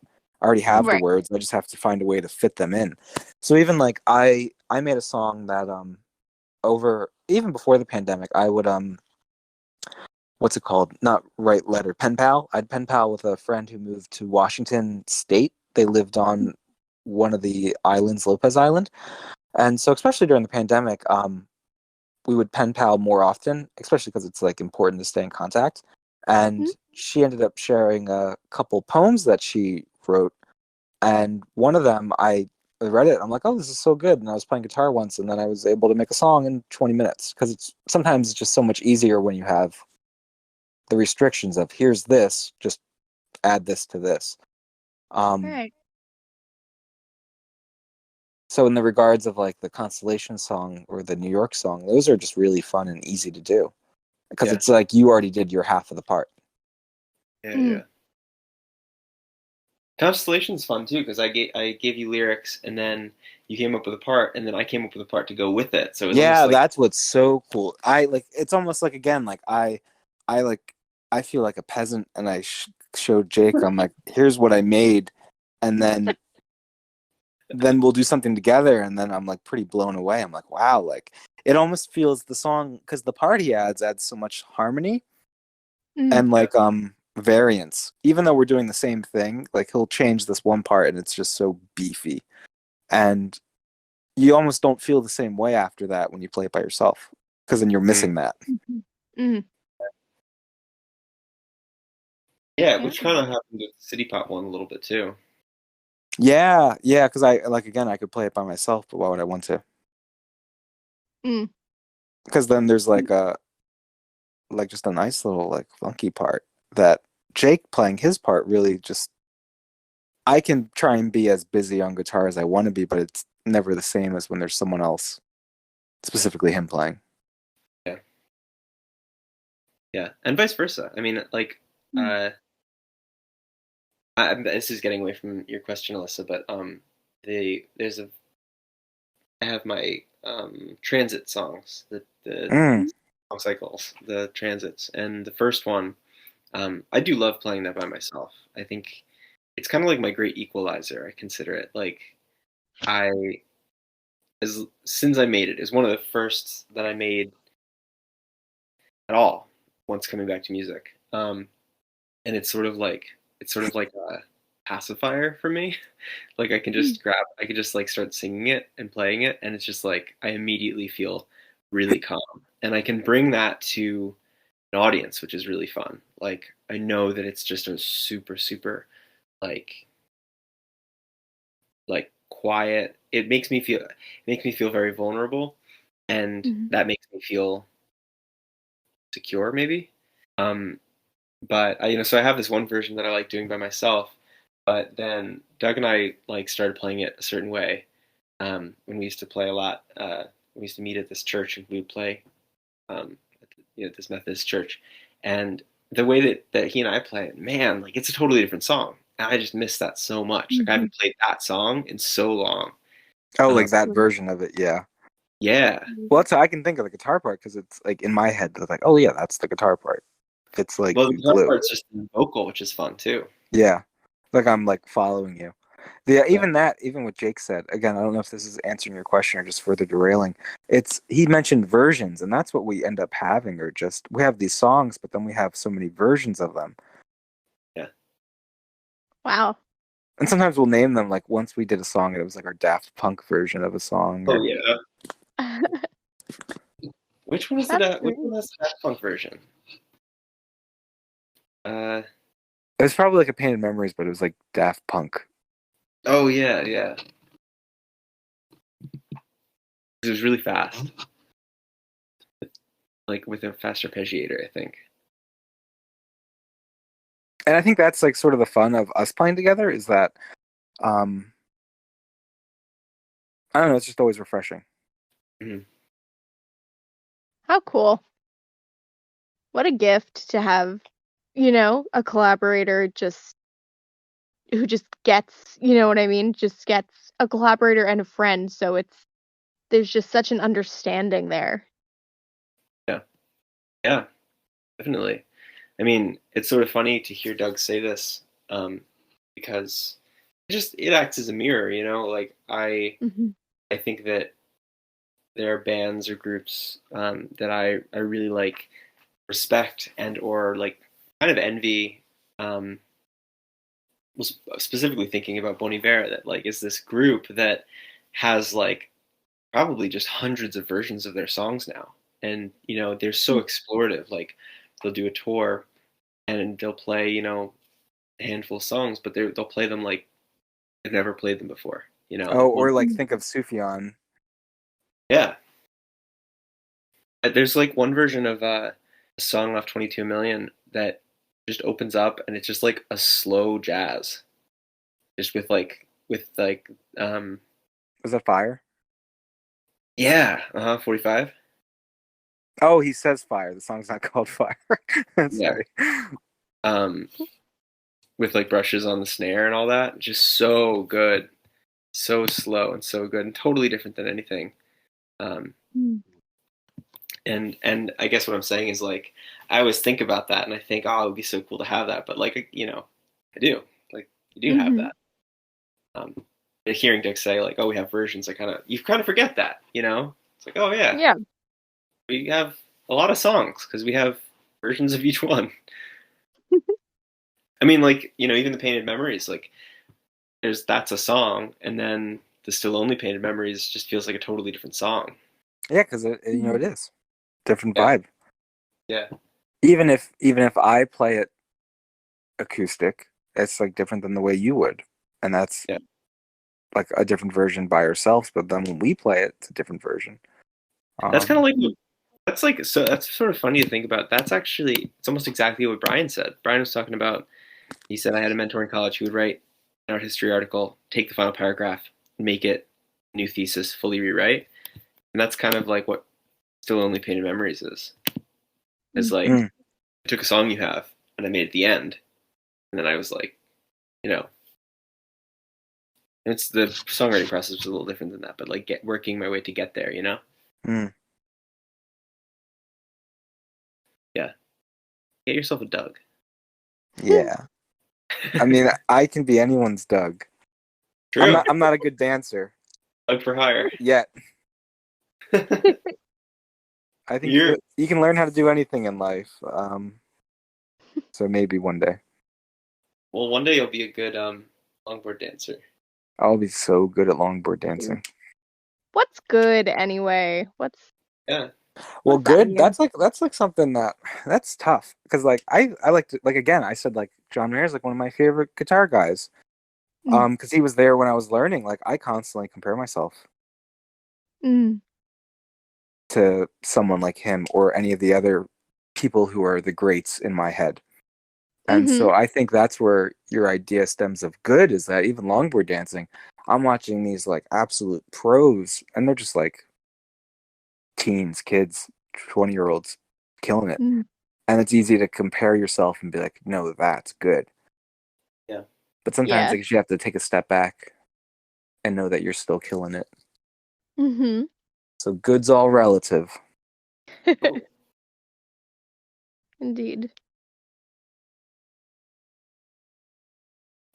John says a published piece of work in context of the creator themselves is not in any way finished. Mm. Mm. Yeah. George Lucas wrote that. Yeah. True. True. Burn. I think like it's funny because we were laughing at that and like and obviously like there's some it's goofy. That's true because it's goofy, but it's also like in theory, like not an application, but in theory, kind of like a refreshing thing that somebody had the chutzpah to be like, I'm doing it again.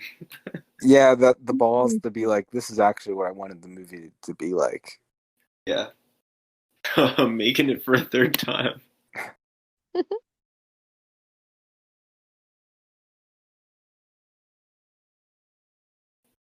Like poetry, it rhymes. Yeah, like if he were if he were like a musician, like say if he were Paul Simon, Yeah. we would be like, oh wow, that's just a fantastic different version of Bridge Over Troubled Water instead of like Oh harping on him for God, there's that version of damn man, there's that version of Can't Run But that he did for I think he did it for SNL and it's like a string quartet and he's it's pretty recent and he did this version of Can't Run But that is just so good. I'll find that and post it.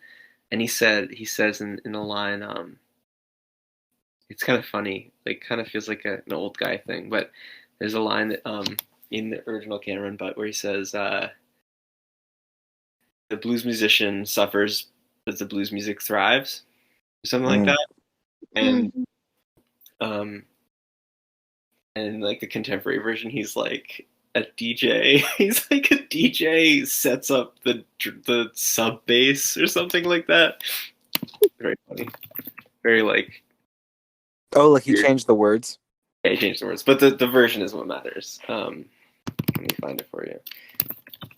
There's a version of I don't want to derail too much. It's Sting, and he's singing a song, and it's something about him being an Englishman in New York, and then it's really cool. He's playing with someone who I don't know what instrument they were playing, or maybe they're just singing, but he's African. So then they changed the words, and then he would say that he's an African like in New York. So it was a cool like version of Sting's Mm-hmm. song. That's cool. Make sure this is right. I can't run, but I can walk much. Yes, that's the one. Very fun.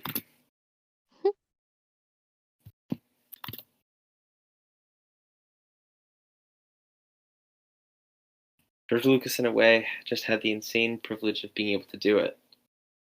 Yeah. Mm-hmm.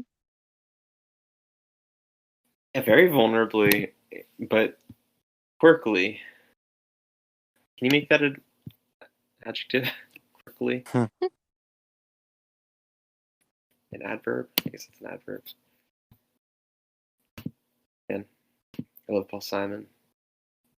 There's a great, speaking of versions, they don't even have to be that different, but context means something. There's an amazing version of Sound of Silence he did at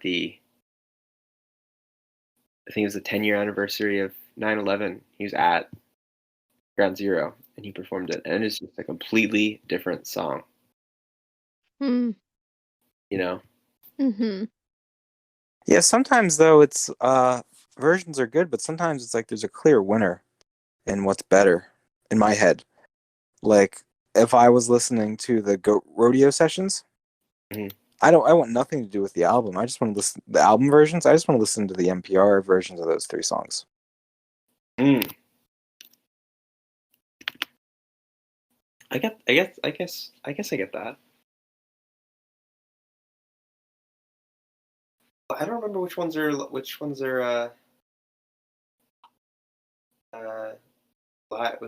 live are on live. Uh, Quarter Chicken Dark. Mhm. Um, I forget the second one and the third one. Yeah, I'll have to go listen to it. Watch Chris Steele dance around. More homework for you. Yeah. Oh, you know, I already have a bunch of stuff. I have a bunch of City Pop up that I'm gonna listen to when I get off. Oh yes. I've done it before, but it's been a while. Yeah. So the guy's name is I'm pretty sure it's Tatsuro Yamashita. Like such gold. There's this one album. I think it's called Come Away. Whatever it is, it has like a bus on the cover. It's really cool because it sounds like a American DJ. He narrates the whole album, and he's like, "Oh, the weather looks really good outside," and then it's in between every song of it's all his music. Wow. But it's like so corny, but it has a lot of good tunes. I'll just send it to you after we're done this. What's that song? I think it's a City Pop song. You showed it to me. It has a really great music video. Where you guys it's like a cartoon and he's like falling. Oh, that's not city pop. That's just that's just Japanese music. Oh, well, I must have just glommed it together. Yeah, that band's name is called Keycell, Kicell, and they are brothers who make music. It's the last song. The title's in Japanese. I forget it. I'd butcher it if I just made up what it's called. But it's something about one more time. Hmm. Yeah, cool. I'll have to listen to that again. Oh, wow. John says, "I Can't Make You Love Me" by Bon Iver. I legit thought was their own song. Oh yeah, isn't that because they do it so well Yeah, that's such a good song. because they really own it. Hmm. Yeah, they're notorious for that, for those rewrites. It's really them just taking it and putting it in their style. Yeah, and the wide, like you said, like access to the tools in the toolbox, like the large toolbox of style. Yeah, well, even like if you think of like Bruce Springsteen, like we live in New Jersey, it's like you have to listen to him. No one says that, but I think it's the case. And I wouldn't have thought it's the case until I like really started listening to him. I remember I was over Max's house, in his basement, and I saw a record out, and it was Bruce Springsteen's "Welcome to Asbury Park," and I was like, "Oh, cool records! I collect records, but I didn't have that one." And I looked on the back. I'm like, "What songs are on it?" Because I never saw it, and it had "Blinded by the Light" as the first track, and I was like, "Oh, I didn't know that was his song," and I would have never known, that Bruce Springsteen wrote "Blinded by the Light" because you never hear his version of it, or really the actual song. You always hear the like if you're listening to a classic rock station, they always play the other version by that other band. Hmm. Mm. Uh, um, not the Eagles. Who is it? I think the band name starts with an M. Blinded by the light. Manfred Mann. Manfred Mann, yeah. And so Manfred Mann Earth Band. yeah, and so their version's like really slow, but that's the most popular version, not Bruce's version. Yeah. And Bruce wrote the damn version, song. he just rambles and he just names like 100 extra random Well, people. that's the idea of restrictions, and because the Manfred Mann, is that the band's name? Yeah. They took out a couple verses because Bruce Springsteen loved Bob Dylan. Who didn't love Bob Dylan then? And he was just writing songs like Bob Dylan. Think of like Spirit in the Night. So many words are in there. He's just Bob Dylan and up the place. Yeah. I think his record company told him, they were like, this album sucks and there's no hits. And then he went away and wrote Blinded by the Light and Spirit in the Night. Wow. What a king. So but it's just sometimes maybe that's like the lesson, and sometimes someone else can take it and really make it shine. I was talking to Brian the other day on the phone, or actually no, I think we were texting, and I said something about how you can take like any Taylor Swift song and sing it in like Bruce Springsteen, and it works because she kind of like rambles like him. Wow. And he blew his mind.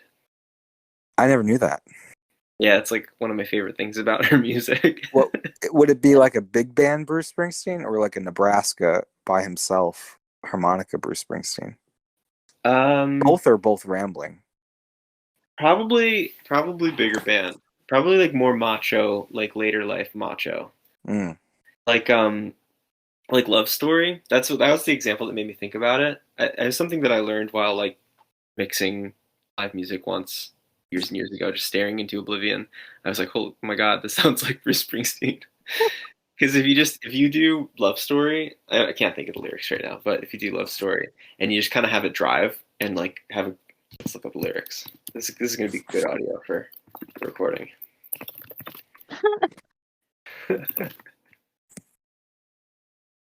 So it would be like, we were both young when I first saw you. You know what I mean? That is such a good Bruce Springsteen voice. You have the telly to match it too. You could just be a Bruce Springsteen cover band. A Bruce Springsteen Taylor Swift impersonator. Yeah, do you know what they call that in the Guitar Circle Jerk Reddit page? What's that? They call it butterscotch telly. Mine? Yeah, that's what the color is called. It's called butterscotch. Oh, nice.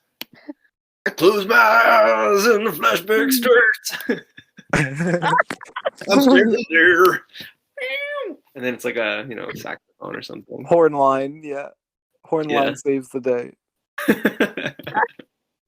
My dad used to hang out with Springsteen a little bit. Oh yeah, that's cool.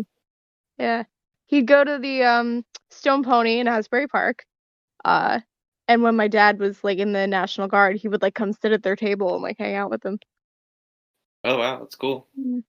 Wow. I don't think he ever did any Taylor Swift songs, but well, now he better. He's missing out. What Jake's doing, I know it'd be good. It'd be really good. I actually didn't know, but I'm friends with Bruce Springsteen, I guess. Yeah. It's just because I've drank enough New Jersey water, I guess. Yeah, that's what it is. It's just you have to like take in the Pine Barrens in your veins.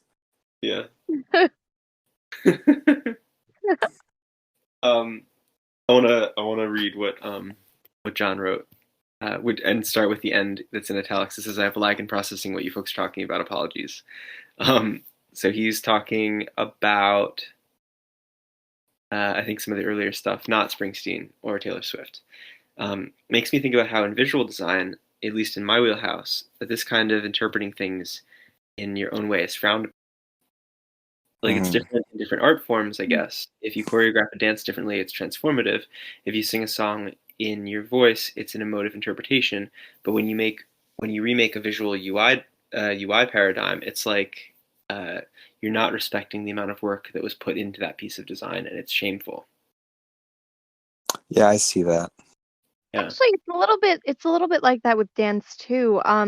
Because I mean, you can only take so much from another choreographer. You know what I mean? Like there comes a point where um it's not yours, and you need to be like acquiring some kind of Or you know.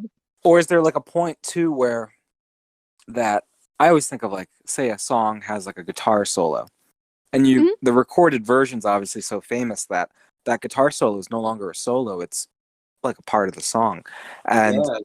even like, I don't want to keep bringing up John Mayer, but like if you see him live, he'll go off and do like a solo, but Mhm. then he comes back to the song by playing the recorded solo. Mm. Uh-huh. Or like once a friend went to see Gorillaz in concert, Mhm. and I remember them being upset because they probably it was probably the more famous song, like Clint Eastwood or something, that Mhm. they brought out other rappers and the rappers did their own thing, but they didn't do the verses from the original recording. And even if you were to think of Mhm. the rapping as like a soloing in a sense, it's like, when does something become permanent to where, just like the visual media, that you're trampling on what it Mhm. was? Mhm. Yeah, that's interesting. Yeah. Um, John also says vulnerability. Oh, this is in response to George Lucas and the privilege of being able to make and remake. He says vulnerability in the sense he must have known that many folks had already heavily invested in how they relate to the trilogy, whether the first one, the second one, etc. Yes. Yeah. Yeah. Just kind of like the creative. I think that's what he said, like the creative chutzpah to be like, I know what I want out of this, do it, Mhm. which is kind of Mhm. hard, especially when something that's the conversation, when something gets into the public sphere, no matter how public, even if it's just me and Doug, right? Like Mhm. it's so easy for us humans, I guess, to like canonize something. Maybe Mhm. that's the hard thing to do, to kind of like reject when Mhm. making, like to use the George Lucas example, that he was like, yeah, all right, this kind of is like almost public domain now because everybody just feels like ownership over this. But like, hey, Mhm. I'm actually the owner of this thing, Right. and the choice to be like, I know that you want it like this, but I want to do it like that. Yeah, and he was sort of caught in like a, just think of a weird timeline of events, because you make the movie and that's it. It doesn't play on TV. Yeah. VHSs would have just started years later, and by then he altered the video. Hmm. Mhm. Had it been in the 2000s, it'd be like Lord of the Rings, but there'd be an extended release. You could still Hmm. watch the original, the way theatrical release is what they call it now. Yeah. So even then, it like maybe wasn't a time that was, maybe because we don't have access to the originals too. You can't go Yeah. back and experience the original theatrical release of Star Wars because it doesn't exist. Maybe, yeah, and I think that's maybe the thing that is the hardest to cope with. The impermanence of like something that is otherwise a fairly permanent medium. Mhm. I know with Bon Iver, Bon Iver is like my John Mayer. I have to talk about them. I am obligated to talk about them a certain amount. um, they've talked about that they record every single show that they do, like in multi-track, and they just have like a huge repository of all of their stuff, basically it's gotten to a point where it's like at some point we should release this. Mm-hmm. Like, Mhm. what is the what how would we even do this? But we just have all these versions, and they're all different. They're all special. Yeah, because they're all live. Yeah. You know. Mhm. Um, John says, when it's out there, even to a Jake or a Doug, it's not entirely your own anymore. I guess, for at least this is how I think about the process of sharing your work. Mm. Yeah, I mean that's what Doug Mhm. even said about like the Willow. I kind of made that line, that kind of motif, and then now it's like part of it. So if I went back and I was like, oh, hey, I'm playing the Willow, but it's like this, Doug might be like, oh, okay, that's a different song.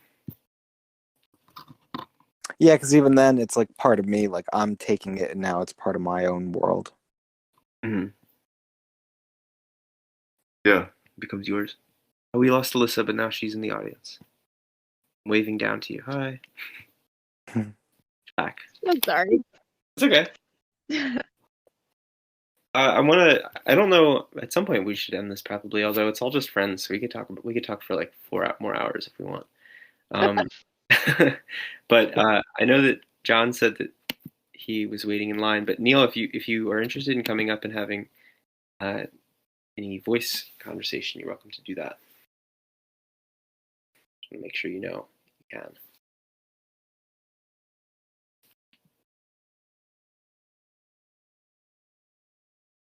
Yeah. So what else is there?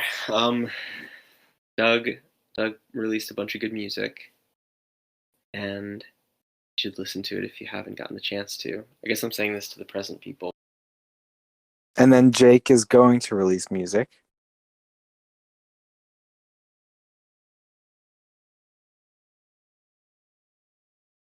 What?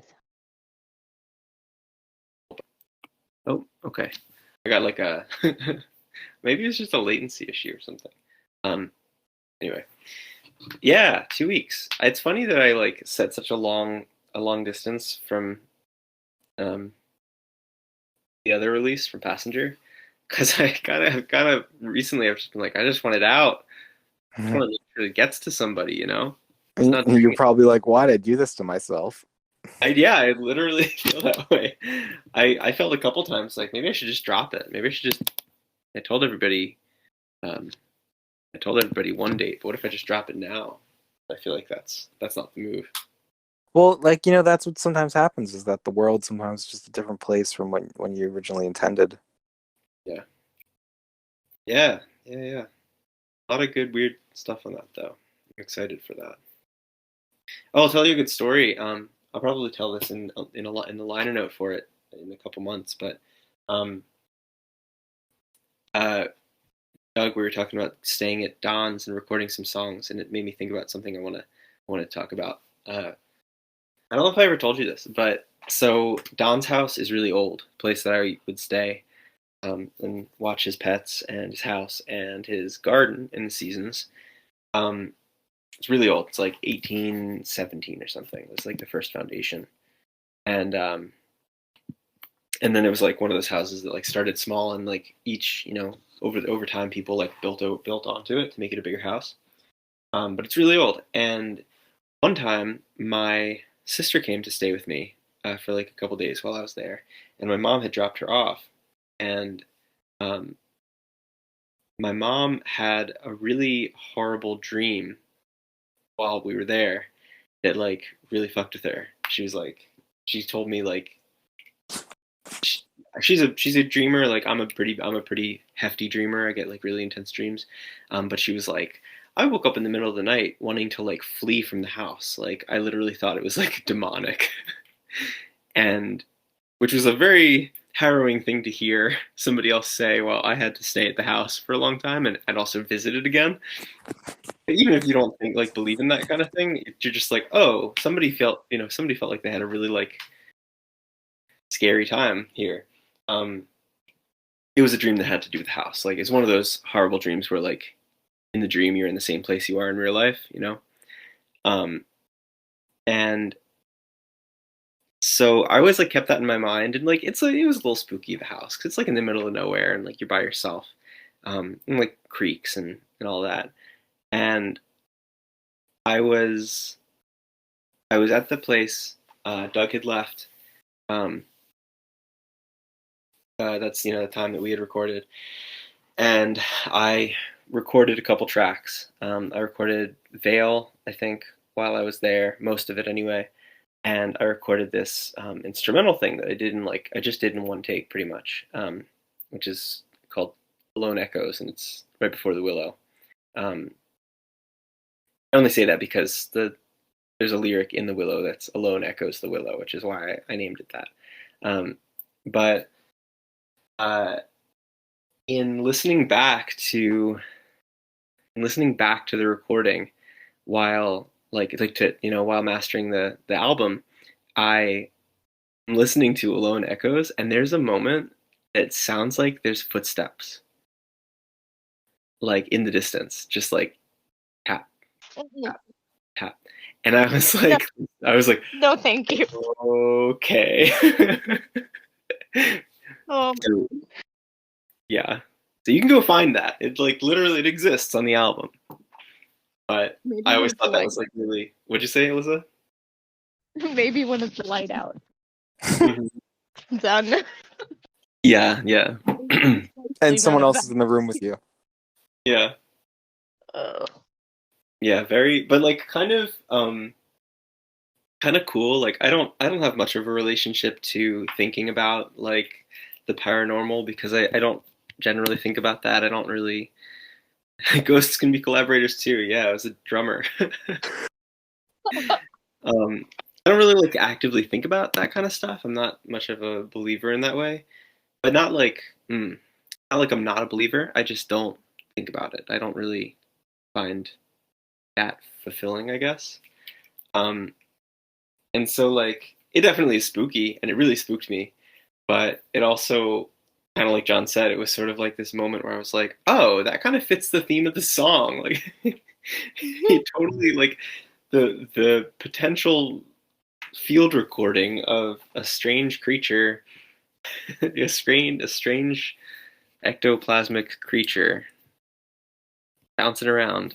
It's like actually totally right in line with my song. Hmm. You didn't know it until it happened too. Yeah, that was maybe the only scary weird part was like only in listening back. I was like, "Oh, wait, this is like a live thing." It would be like if you were watching a video of yourself and you saw something in the background, you know. Mm. And you're like, "Oh, I didn't see that when I was there."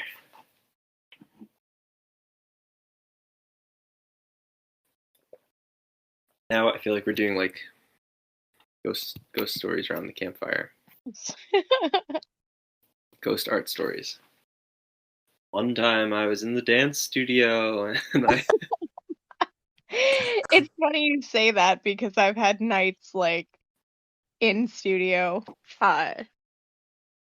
where it's like there's so obviously nobody in the room. Like my hometown studio, like I'd be running something after classes were done.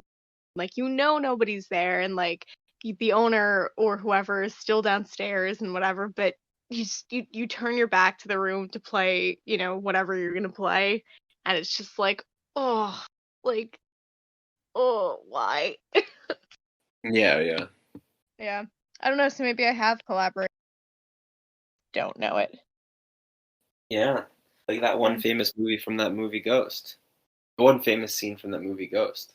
They're And he was a collaborating. dancer. Oh my God. I think they were doing ceramics. Yeah. No, yeah, I was kidding. In real life he was a modern dancer. Right, right, right. Yeah. But yes, Right. ceramics and modern dance ghosts.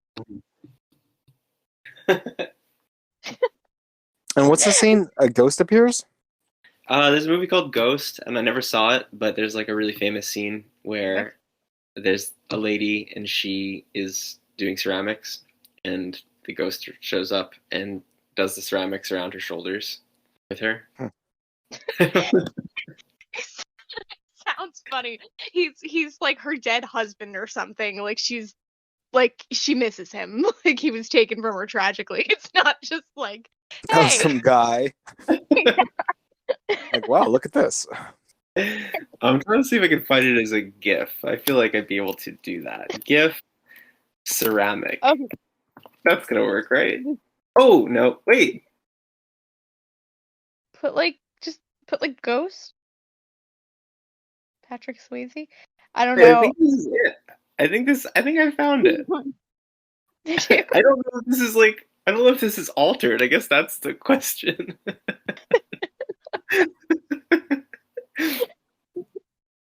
I think you guys should do a collaborative album, and the cover should be one of your heads on Demi Moore's body and one on Patrick Swayze. That would be such a great album. Grab- Oh my god. That'd be a hilarious album art. Consider it done. Yeah. Doug will remember. The only ghost I'll acknowledge is that. Yeah, Swayze Ghost. No, you guys. Oh, Us Ghost, yeah. Yeah, you guys. Um, John says maybe this could be esoteric, but it's fascinating how what's not there, and is a collaborator in your work. Like when you write, Hmm. you talk with Ghost in a matter of speaking. Mm. Yeah, totally. Even Is- if you're like writing or talking about a past version of you or a past someone you knew, that's a ghost in a way. Yeah. Yeah, I mean, and like, writing collaboratively, atemporally, like, it's still only painted memories. So, like, I was writing with a different version of Doug, Mm. which is pretty cool. Mm-hmm. That's kind of about ghosts. I really feel like John like saying like, "Oh, I don't know if this is esoteric."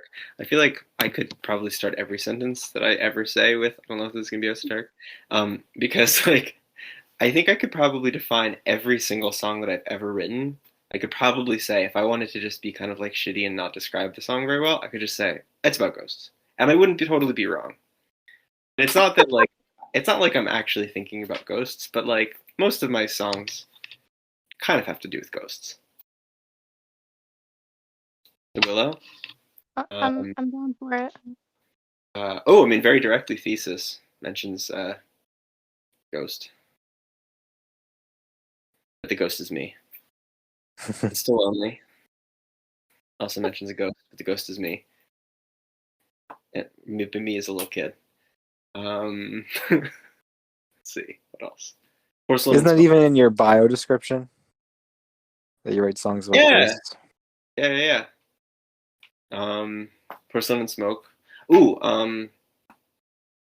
Untitled. I always have to remember what that's called because it was originally just called Wilkes Bar.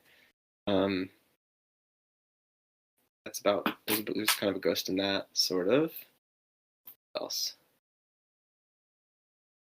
Rest kind of has ghosts in it. Wow, literally all my songs. Leviathan is about death. In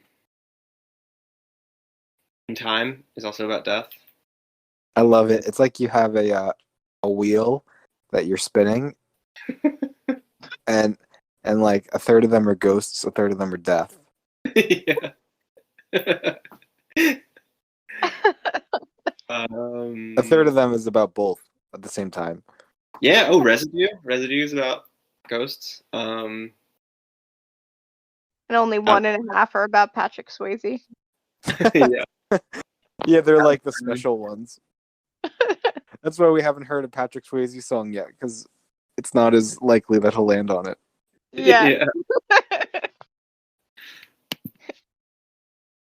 Oh, Triple Point's really about ghosts.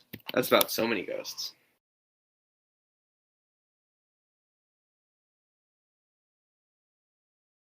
Existential crisis, thoughts in a mundane setting is a ghost. That's what John said.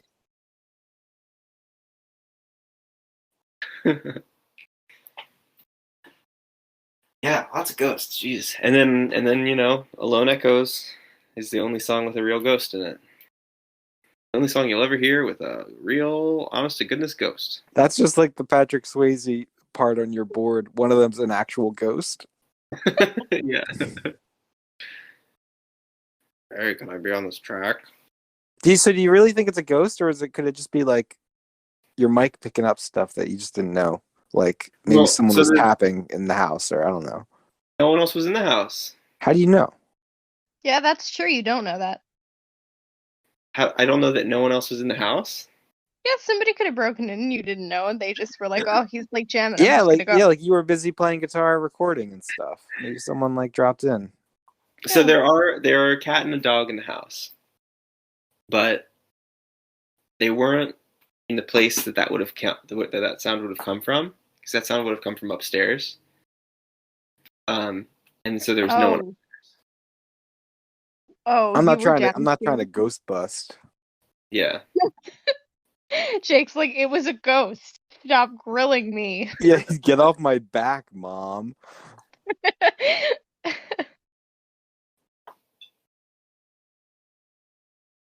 Sure, honey, it was a ghost. Jake's like petting the cat. He's like, no, it was a ghost. Yeah. Perfect. You can sleep in John my said, bed tonight.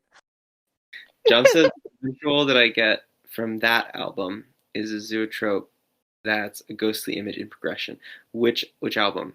Do you mean the album that Doug and I are going to release as Patrick Swayze and Demi Moore, or something else?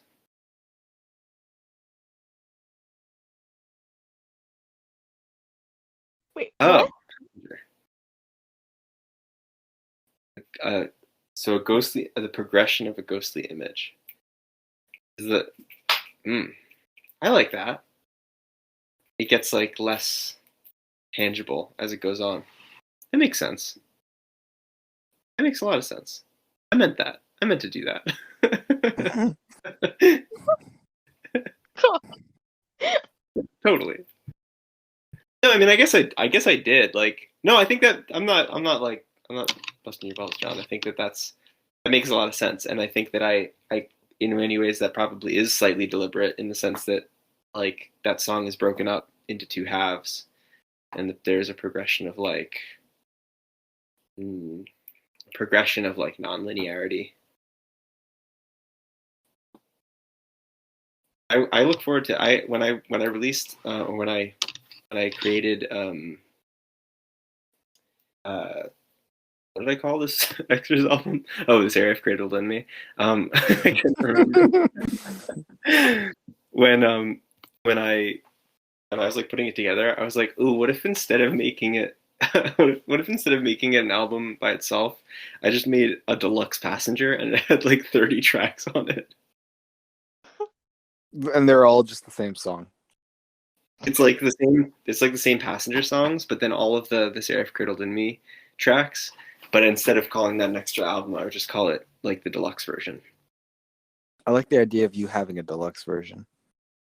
Mm-hmm. So one thing, me and my friend Max, he plays piano. One thing that we have like a running joke. Have you ever seen Step Brothers?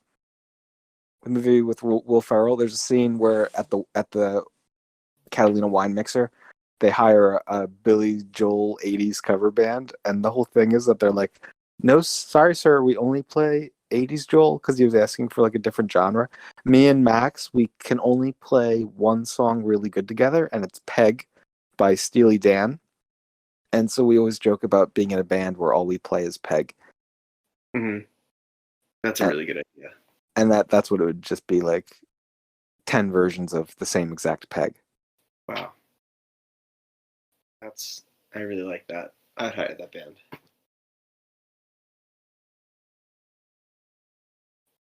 Can you play 10 different versions, or can you just play one good version? One good version. Is he a solo man? Does he take solos in that song? No, not that I really know of. He just reads out of the book. Oh, right. He's a big reader. John's typing. See it happening. Words are forming. It's tough. I don't want to say he just reads it out of the book because I can't read it out of the book. Mm-hmm. But sometimes it's like you're dependent on the book. Oh, okay. John says, I think I've said this before, but right before Leviathan, it's a slow roll to that, and the image in my mind is of a zoetrope slowly ramping up until you can see that there's movement. Still, you can't see that there's movement. Trying to find it somewhere here, but I can't. Oh yeah, yeah. I think you have said that before. Leviathan's where it really gets off. That's like It's like your punk rock song. that's my inspiration for like all I ever want to write. I would, yeah, that's such an honor to hear you call it a punk rock song. it's it's like so much harder than I ever thought I could write. I'm such a like soft whisper man.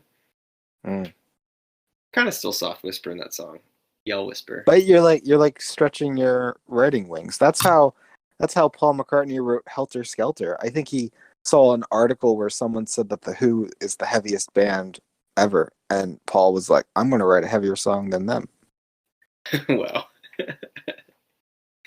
Yeah, I guess that's what motivates us.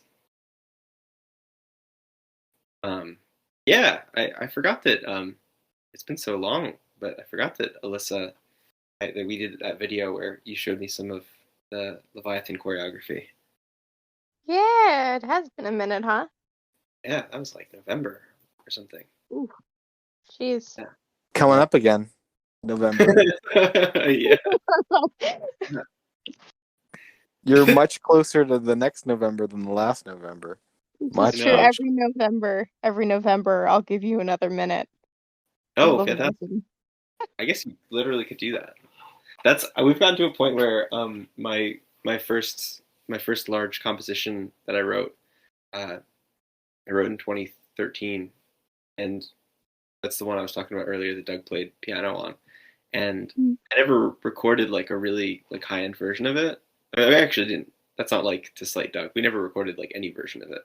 Um, but we've gotten like we're getting close enough to like the 10-year mark that I'm like, oh, when it gets to like the 9-year mark, um, I should just like record it and then release it at the 10-year mark. Just be like, hey, 10-year anniversary of the first thing I ever wrote. Yeah, absolutely. But it's getting, you know what I mean? It's getting so close. Like I think I first had that thought very like loosely at like 4 years. Yeah. I was like, oh, maybe I'll do this eventually someday. And Well, now, it's just like time's really relative. That you were like saying like in 2023, like that'd be the 10 years. yeah, And then I was like, fuck it, man. It's already 2022, isn't it? And I'm like, oh, no, it's not. It's 2021. But it's easy for me to just assume that it's the next. yeah, yeah. Time's been going pretty fast. John says, da, da, da. Oh, I think I had read this already. That's why I thought it's a nice song to choreograph a dance for. This is more on the audience interpretive side than the artist intent side. That is a zero trope. Back and forth, audience, artist, audience, artist, audience, artist.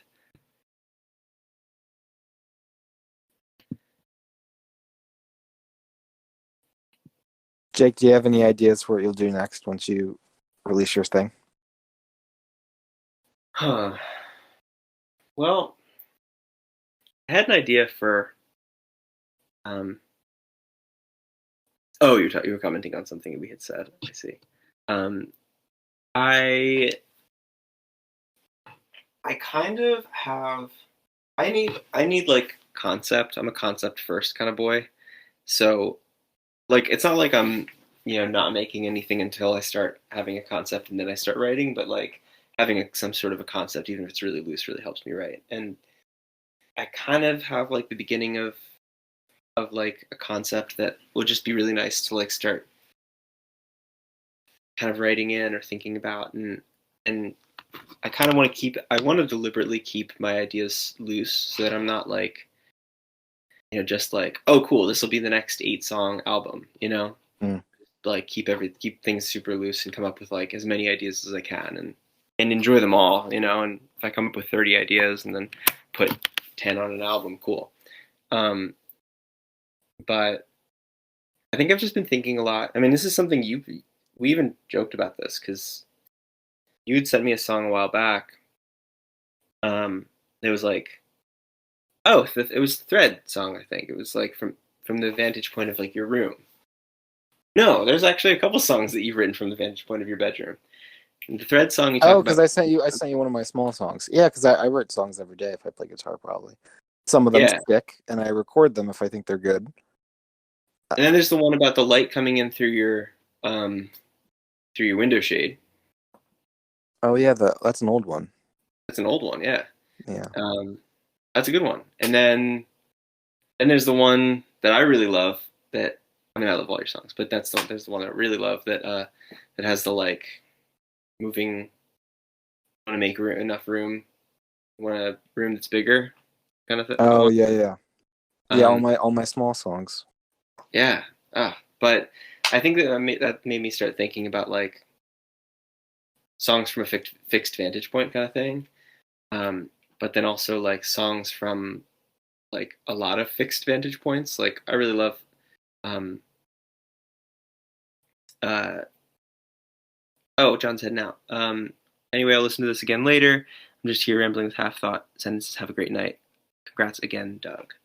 Yes, congrats, Oh, Doug. thanks. And congrats to John, who just got, I think, or maybe is about to get vaccine. Nice, John. Yeah, that's awesome, dude. Um,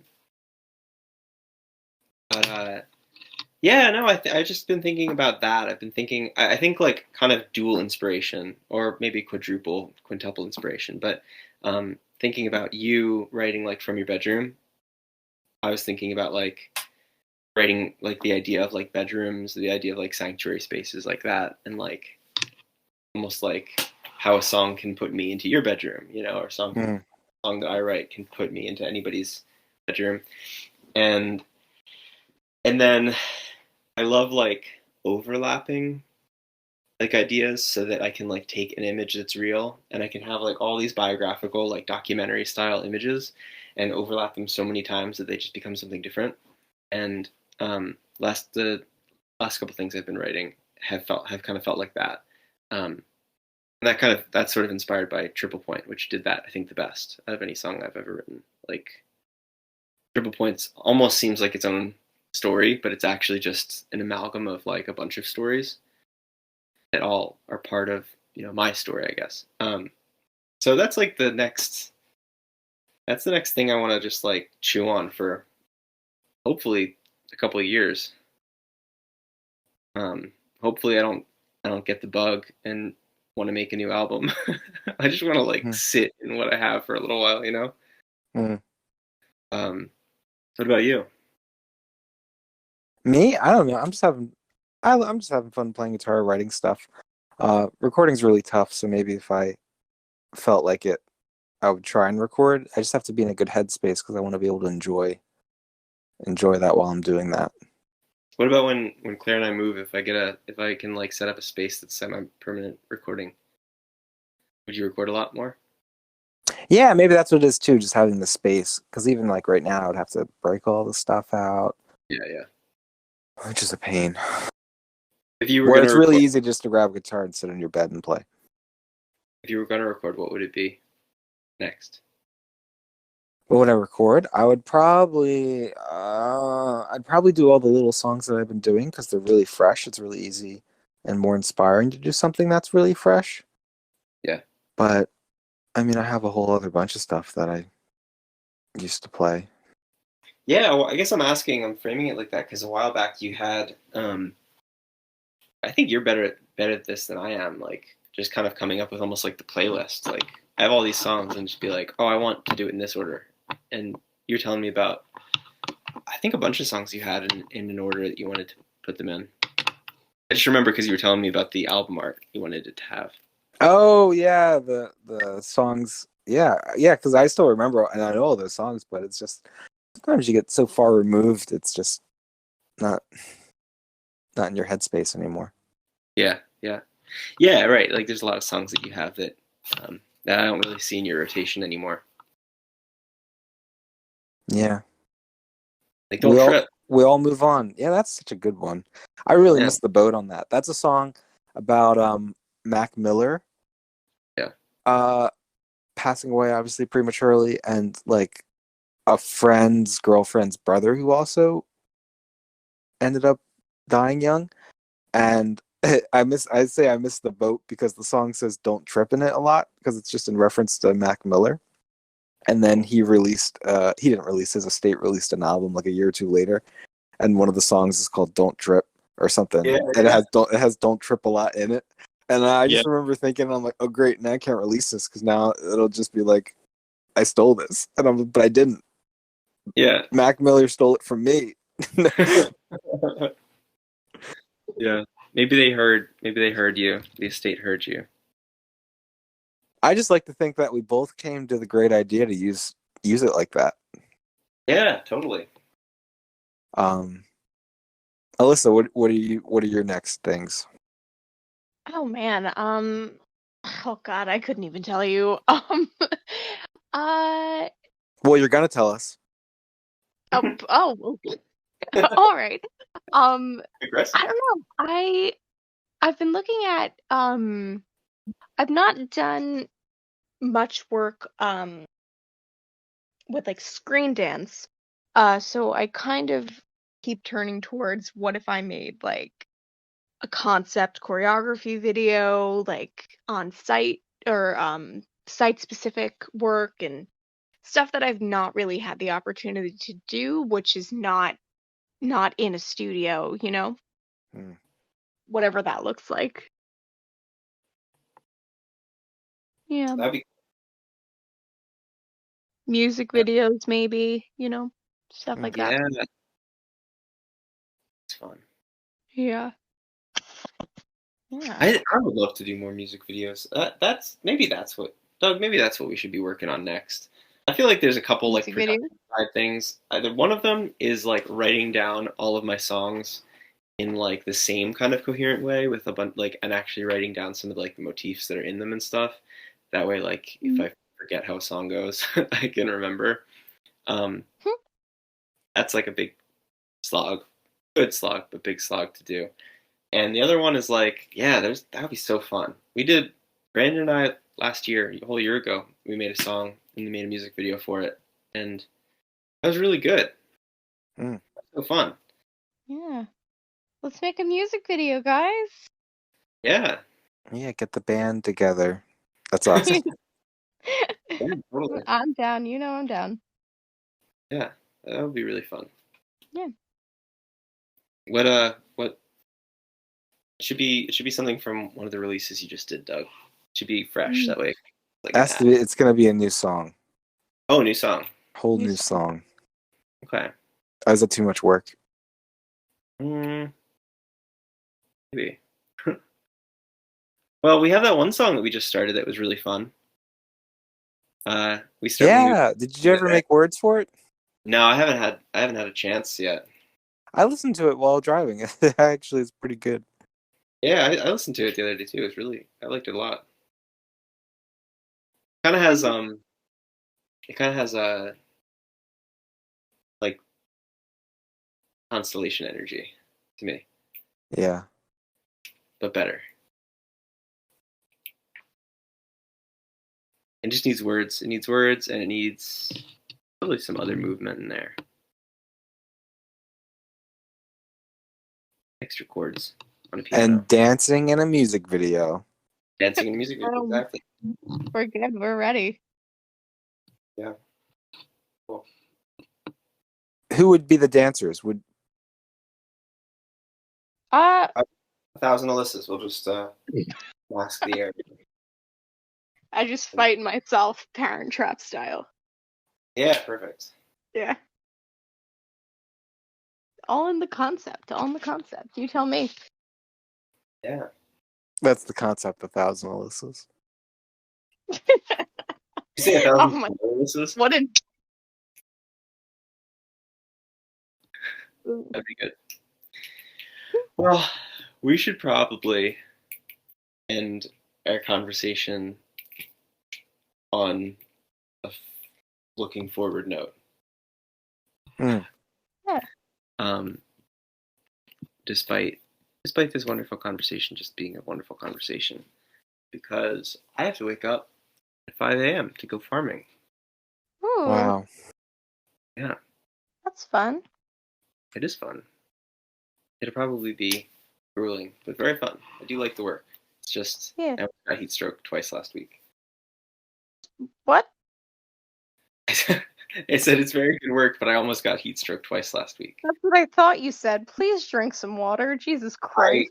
I only know that I almost got heat stroke because I was drinking so much water and I hit that point where, you know what, I don't know if you know heat stroke, but you get to that point where you like are drinking water, and then instead of processing it, your body's like, this feels like foreign to me. I don't want to drink this. Yeah. This feels like I want to vomit.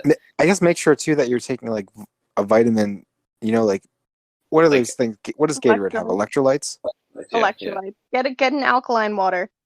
yeah, totally, yeah. Do that. I'm serious. If I have to come drag your limp body out of the field, I'm gonna be really annoyed.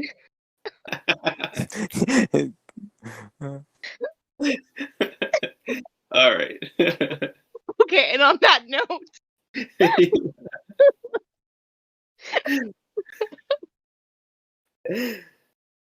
I guess I'll let you know where I am. I'll turn on like Find My Device or something like that.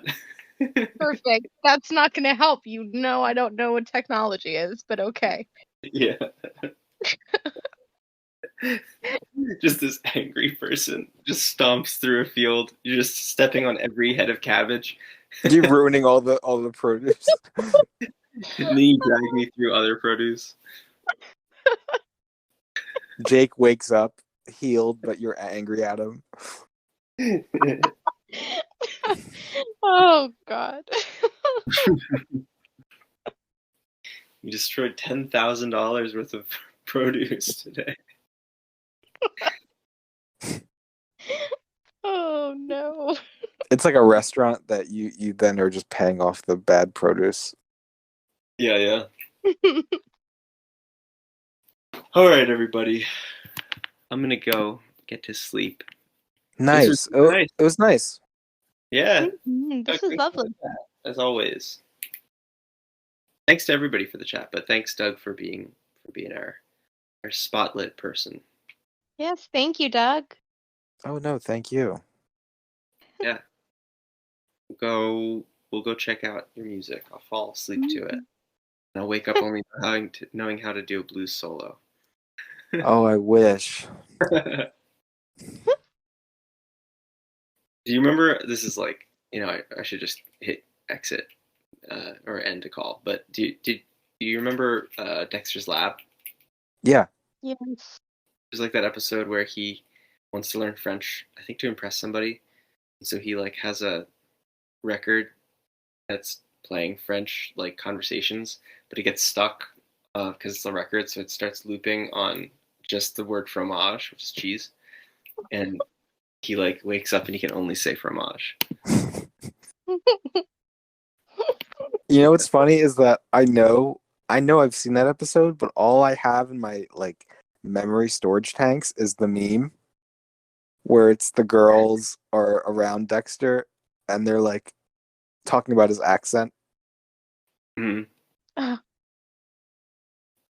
Is that the same episode?